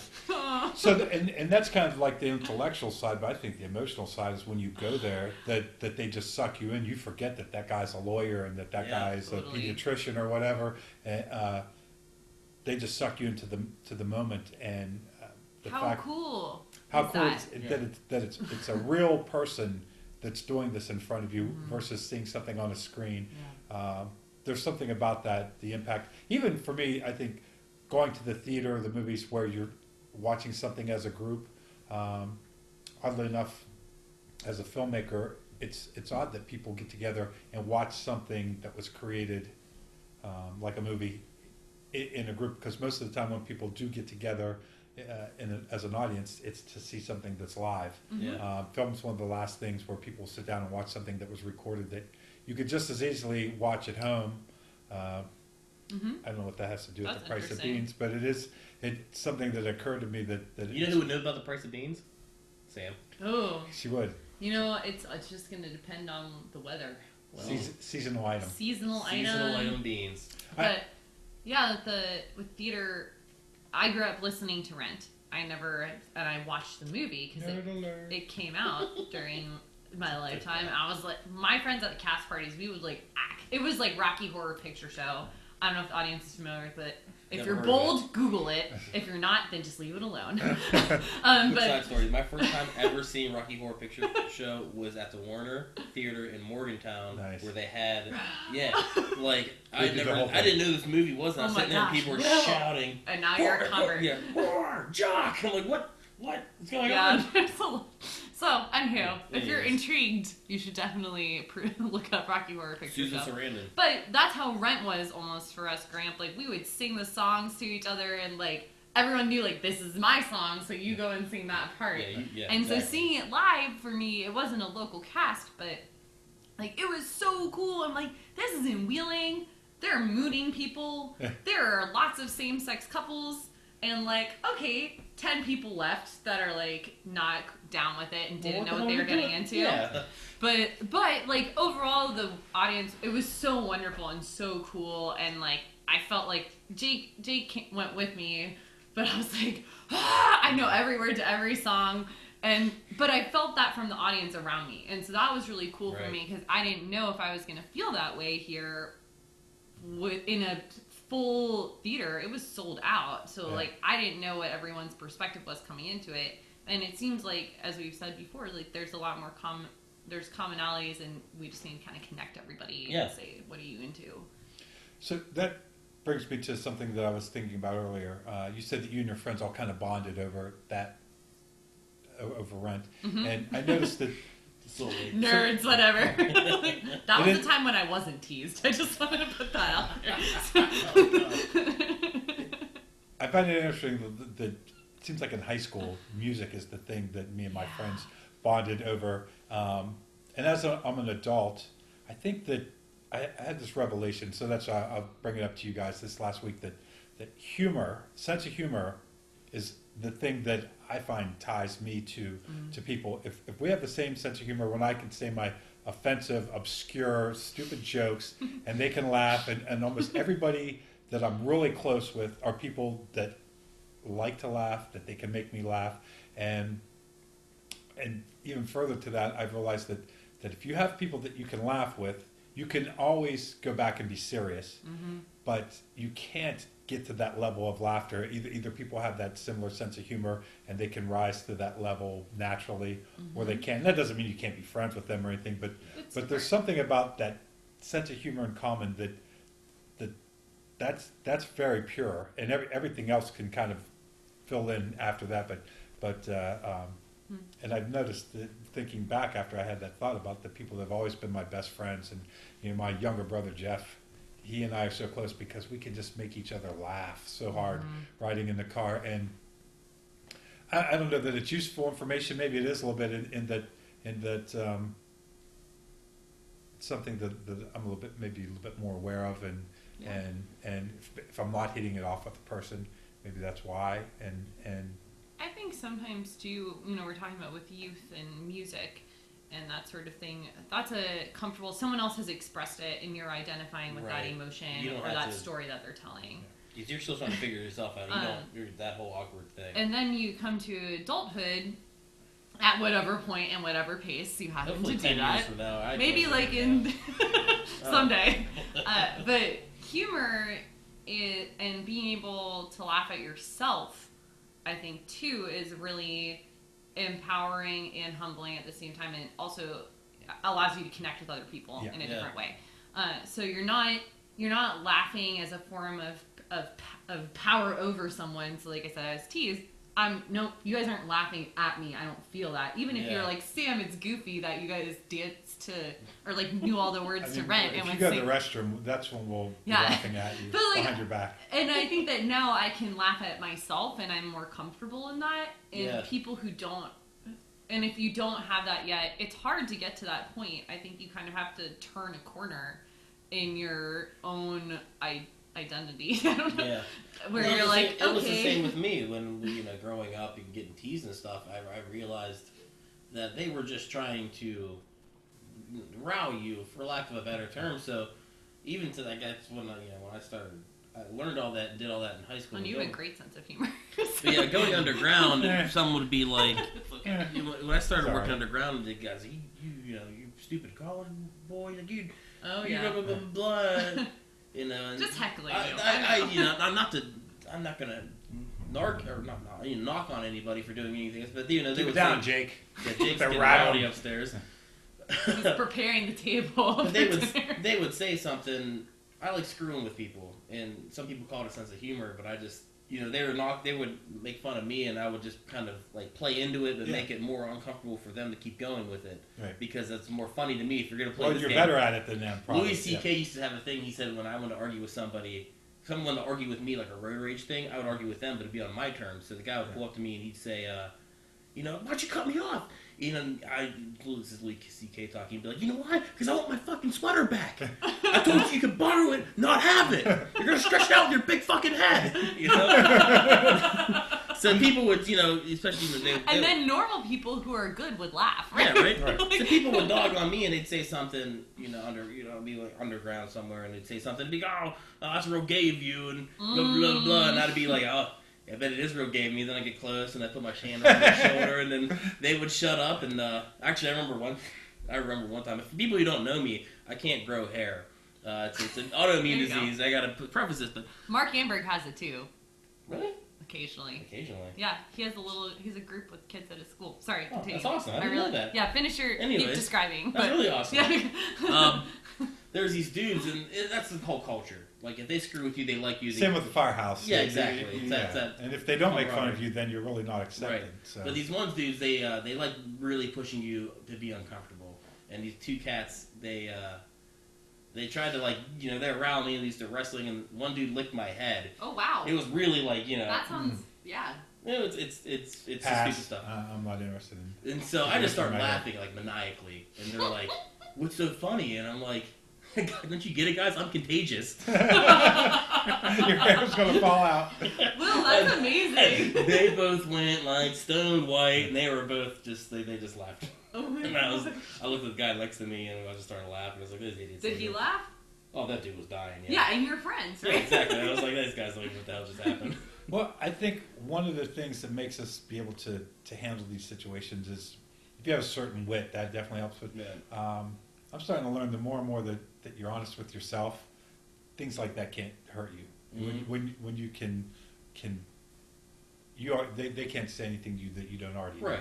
So more and more I try to be as painfully honest with myself, and then that leads you to be more and more honest with other people. Yeah, exactly. I've always looked at these interactions of people trying to like jab at you is almost like a battleground where they're trying to build ground. They test you. It's a buffer so that you can't get to what they're trying to protect. Yeah. Right. And so instead of me just reversing and trying to push through that line of their lines, I just let it. It's just okay. So yeah, that's great. I'm like that's not even a barrier. That's you built up this barrier. Welcome to Disney World. Yeah. It's not even. You built up this barrier of this thing that's going to be an offense to me. I don't even acknowledge it. I'm just standing here and it brushes right past me. So then you're sitting there looking to scramble, trying to think. I still need to cover up these things that I'm self-conscious about, and that one thing that I had on this dude has just gone right by him. He doesn't even care. So like, I've turned their offense, their defensive maneuver into, No. Like mental judo. Yeah. I think so often, Not really. Yeah. or often, a lack of humor or a lack of enthusiasm, which Yeah. we've kind of touched on, it comes from that place of insecurity where you're like, well, is this the place where a cool place to be? Yeah. Is this the cool thing to be doing? Are they right about who I am? And like, if you know that about yourself, or you're like, yeah, I'm here at People's University learning about Louis Bennett, the aviator, and like, I'm one of 4 people who are under 75 in this room. And like, I'd say 65 would be more generous. They were very, very old. Well, and I don't mean that in any type of derogatory manner, but I think that it takes a certain amount of self-knowledge to say that, like, I still, like, I want to be here even though this isn't what Pinterest or Instagram or things like that would have you think, like, this is like, I'm in my prime. What am I? I'm not eating a unicorn ice cream. It's not that we just go. I mean, we both actively try to invite other people to go because it's awesome. I'm always trying to get people to go, but they don't. I don't know. I'm not evangelizing. Free pretzels and There's a lecture pretzels. at the library. What's there not to like? Fresh coffee. Well, I do think there's something to be said for taking ownership of the. I want to be here because I want to be here. Yeah. And it makes you a little bit more resilient to people like, well, why do you want to go to the library and listen to a lecture? It doesn't matter what anybody else thinks. If you know that yourself that it's something that you want to do. Not to be blunt, but I've definitely gotten that question since I've moved here from a lot of my about friends. People's University? Yeah, they're like, I heard about this People's University. They're like, so how's West Virginia? Or things like that. Better than your fucking town, you nerd. I'm like, what? Well, I don't necessarily think they mean it in a bad way, but there is that, like, I have to have this self-knowledge of it's the right thing for me to be doing, and I'm on this journey, and, like, that's okay. Yeah. Well, even when Alex Barry's 2 friends came in town from New York, was it Dan and Jordan? Yeah. That's an odd name. Doesn't sound right. There was 2 different there fellows. 2 of them. Dan and Jordan. Dan, his name was what? He was the yogurt man, Dannon. The yogurt man never came to Wheeling. Right. But they at the end of their trip, they were here for an extended weekend. The other trip they went to Danny Patton, and they said, we came into this really looking to dog this whole thing that Alec got himself into, but we really had a good time this weekend. Yeah. Because it's all, people are just doing what they're doing because they want to do it. Exactly. And you can't see that in New York. Mm-hmm. People are doing things in New York, and I have friends who live in New York, and I have people I'm close with who have lived in New York, and it's a wonderful city, and there's a lot of variety in it available all the time that is unparalleled. Yeah. So that is undeniable. But I think there's also this exhaustion with trying to figure out where you fit into that, and then also, you're like, well, this is the cool thing, so this is what or I should be doing that, even if you're not. That's the cool thing. You could almost use traffic in a big city as a metaphor. So you live in this great city and all these great things to do, but it takes so long to get to the traffic to get there that by the time you get there, it's almost over. Whereas we just can walk across town and you just have to have your eyes up. Yeah.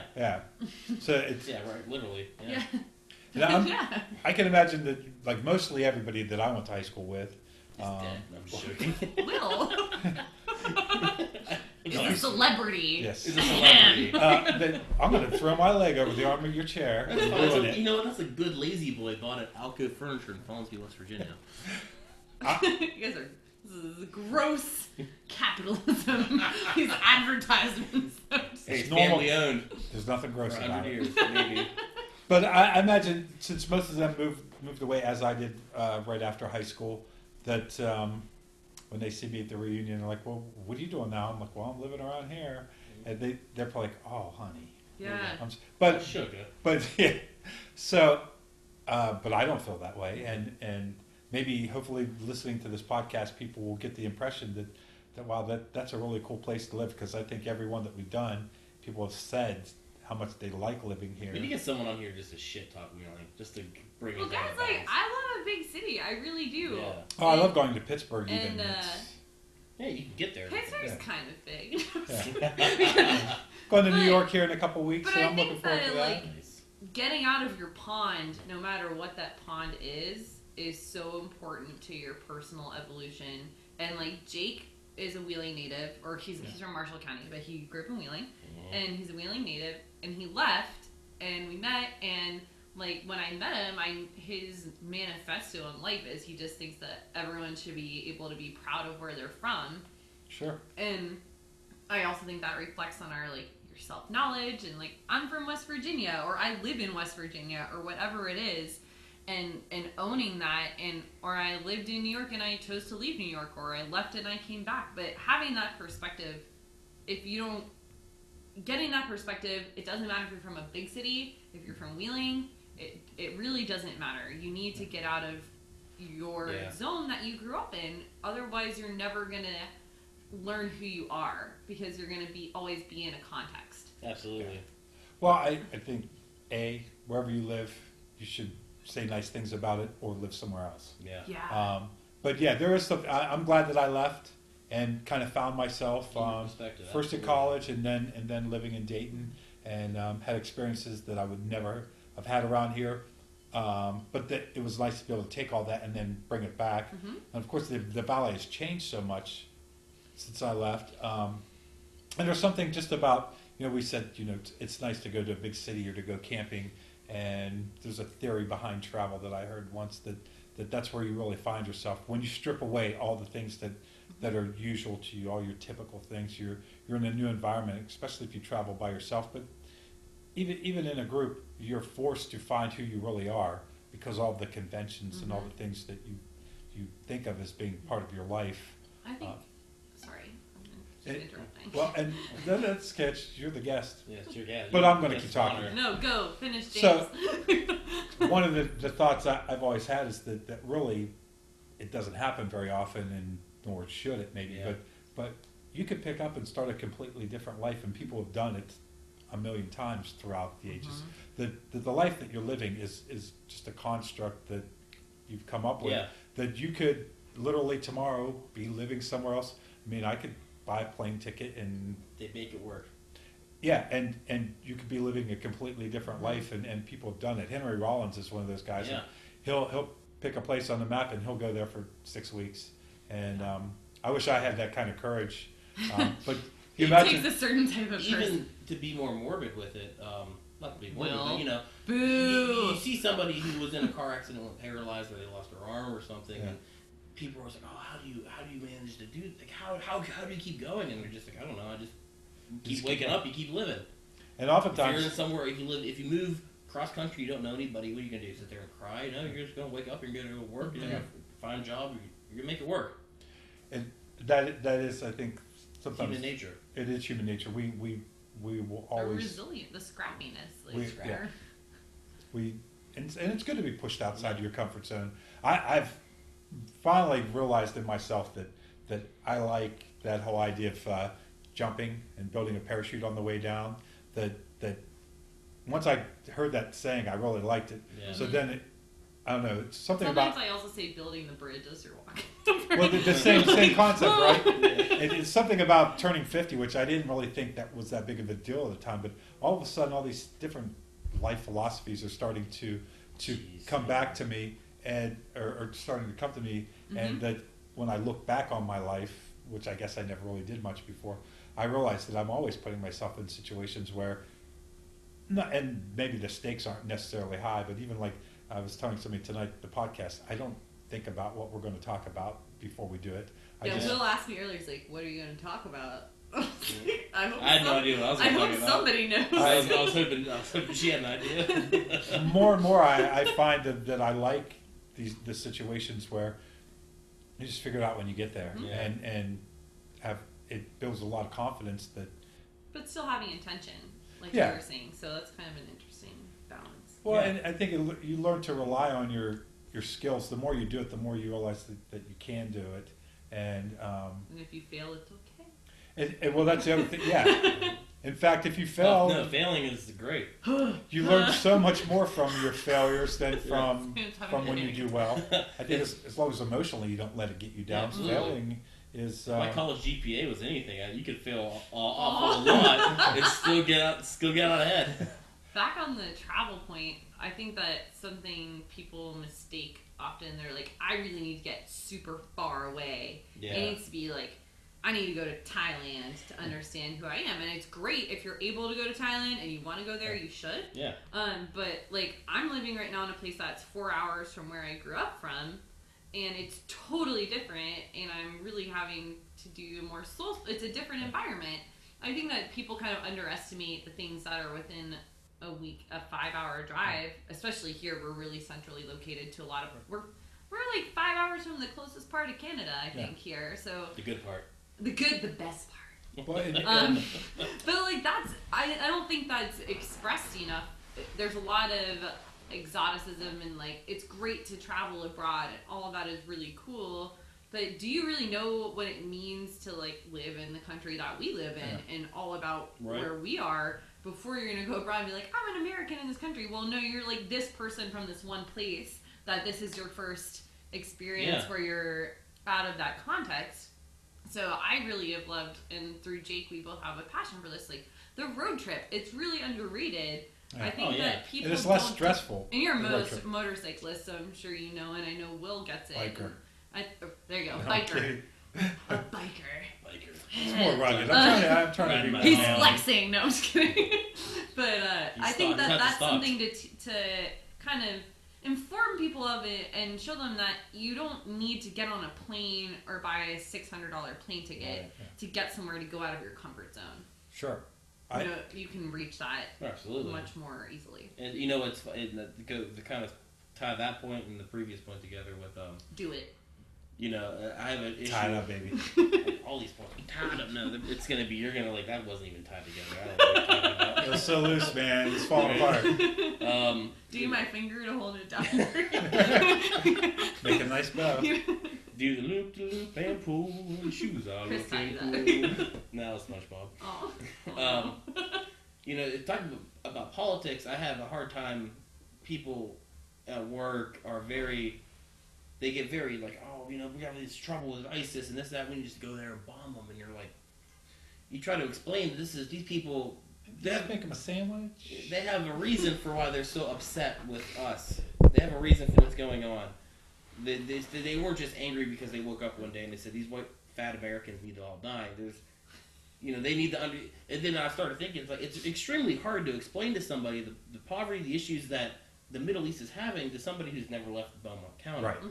And they're of course they would say this is easy. Oh, they're not Christian. Just bomb these people. It's simple. It's a simple thing. Why are we still arguing about this? You guys don't understand. Yeah. This is simple. It's like you don't need to you need to understand what's going on with them. Why ISIS came to be with our involvement with Iraq and Afghanistan, and why Afghanistan was in turmoil because of the Afghanistan Civil War. But you don't need to go to those places to get you don't it. Need, but you get a better idea of if you're just the depth of experience allows you to be more out, open seeing to how other other ways people of live. life. You start to understand. That's I like to think I've been very well traveled because my parents and my family our family's been blessed with.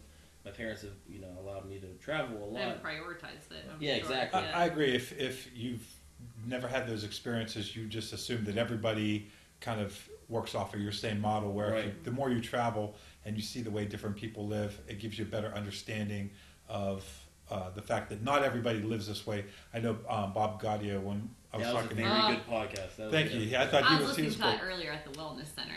and his experience abroad in Africa probably made him a really great public defender because he saw, and that's a completely different way of living that I can't even imagine. He's in the Peace Corps, right? He was in the Peace Corps with Yemen. I thought that his definition of it, where you can serve your country and not have to pick up a gun, that was awesome. is a really articulate description of it, and not as many people know about AmeriCorps, which is, well, I'll just say it. Hopefully they don't get mad at me. I'm a part of AmeriCorps. I'm an AmeriCorps Vista at Ohio Valley, and it's essentially the domestic version of the Peace Corps. Sure. And the only time I've been overseas, I went to Italy when I was 11. It was during the Bush presidency. It was after 9/11. It was kind of a weird time to be abroad, frankly, and also you're a preteen. So I think the term is women. Yeah. To be a woman. Yeah, it was just like a weird. Sorry. No, it was just a weird. Jesus. James. Inappropriate. The James Wodarcyk Inappropriate podcast. We're entering that level. So it was a weird time and I was in Italy, and I'm like, what does it mean to be an American girl, an American woman in this place? And like, I have no idea, but people are viewing you like you're America embodied. Like, it doesn't matter to those people. And after that trip, I was really like, wow, what does it mean that I'm from this place that I've been to all over the coast, but like, what does that really mean? And I've put a lot of effort in the past, 15 years or whatever it's been since then, where I'm like, I want to go see places in our country and understand the experiences that the people are having here. So that way, when I do go abroad again, I can say like, yeah, and right now I'm in AmeriCorps, and I'm kind of, it worked out conveniently that I'm able to serve as an AmeriCorps in the city that I also wanted to live in, where my husband lives. But I get to be here making an impact in my own country, and I don't need to have there is a certain flair to being able to go overseas. I think that even if you're going to a place that's going through a lot of struggles, people get it a lot faster than if you say, I'm serving as an AmeriCorps in West Virginia. It doesn't click the same way as if you say, I'm serving as a Peace Corps member in wherever. Right. So it's kind of, I like that level of being able to tell people, like, this is what we're doing. It's so important to see and look in the face the hunger or the food access issues in our country, or there's a lot of veteran affairs folks who are working and serving with AmeriCorps.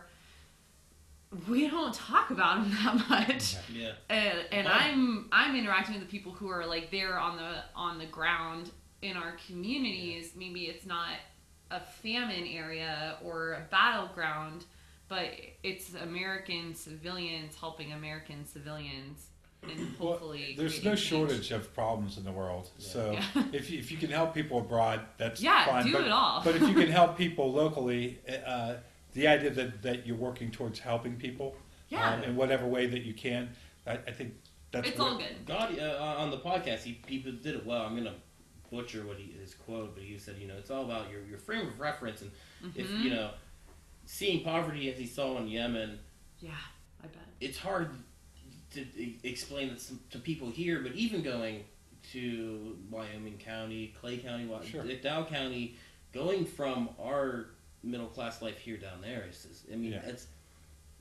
it's people need help everywhere. Everywhere. Yep. Well, and I think so. When you look at travel, you could go to Italy, you could go to Yemen, you could go just down to southern West Virginia, or up to Pittsburgh. So you can have big experiences and little experiences, and any of those have the power to shape you. Mm-hmm. Yeah. If you're open to it, I think you have a better chance. Exactly. So there is your trip to abroad Yeah, changed the great. way you thought about America for the It next woke 15 me up years. a little bit. It woke Like, you up. I'm an American, and what does that mean to the other bajillion people in the world? So my family never traveled much, and I've never traveled that much as an adult. Something I'd like to do more, but for me, my version of travel or experiences, I like meeting new people and really getting to know them. So to me, this is like a vacation of sorts, as far as being a unique experience, coming into somebody's home and having a really deep conversation with them, or at least an in-depth conversation. Yeah. I think you would do a good job of embodying that, and there's a lot of ways the mind can quote unquote travel.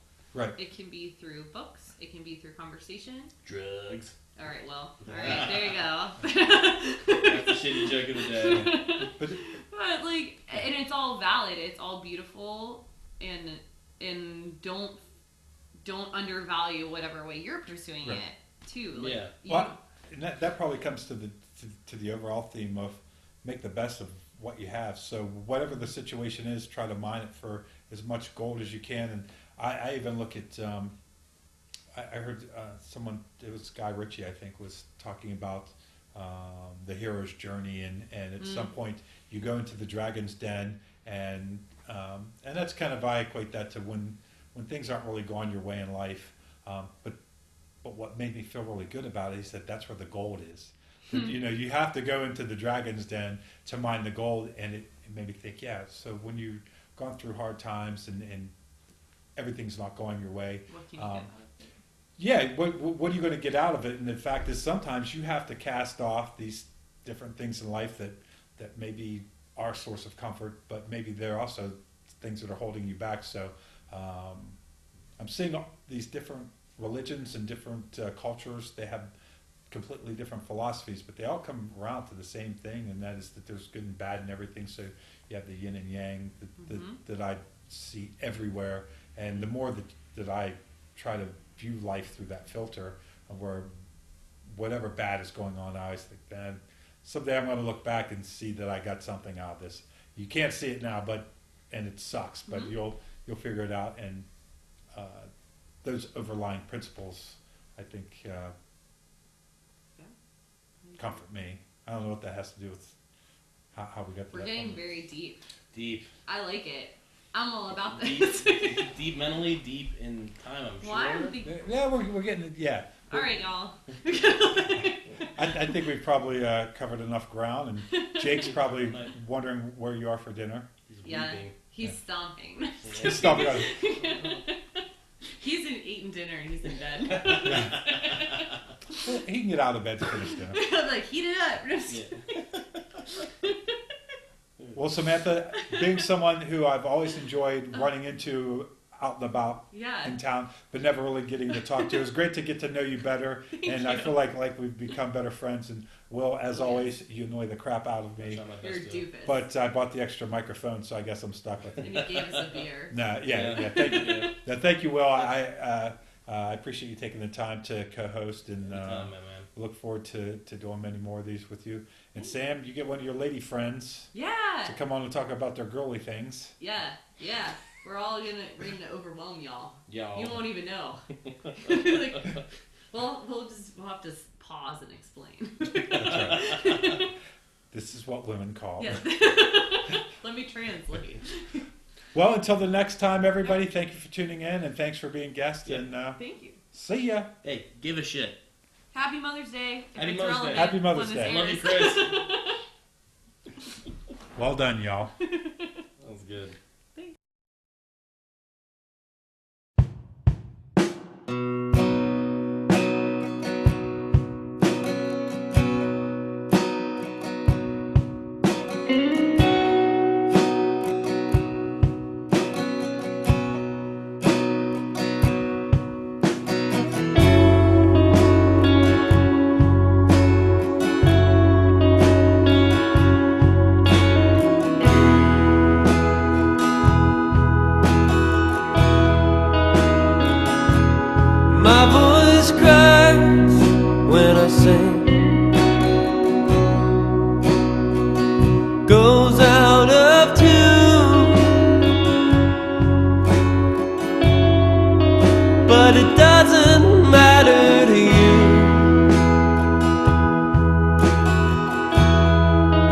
No, it doesn't matter to you.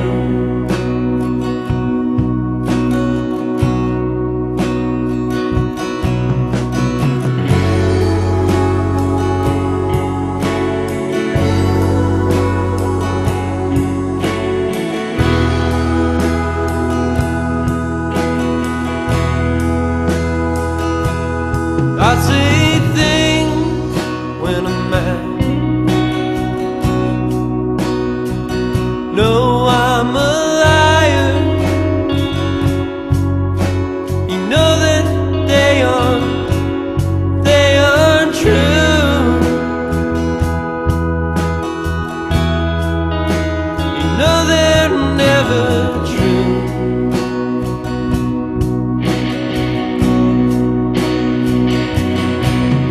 But a million other people might. It's just the way I feel tonight.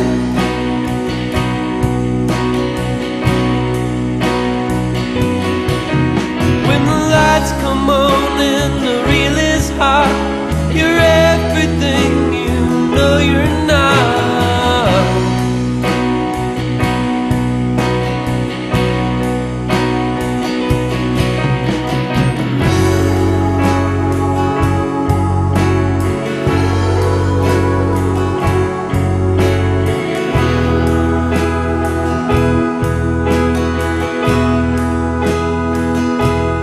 We don't talk at all.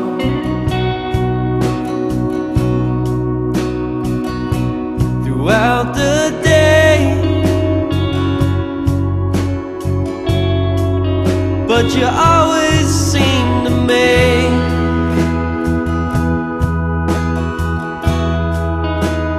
feel like it's okay.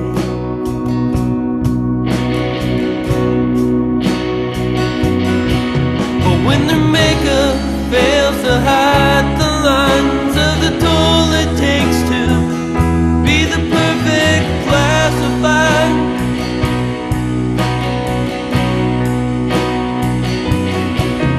they'll ship you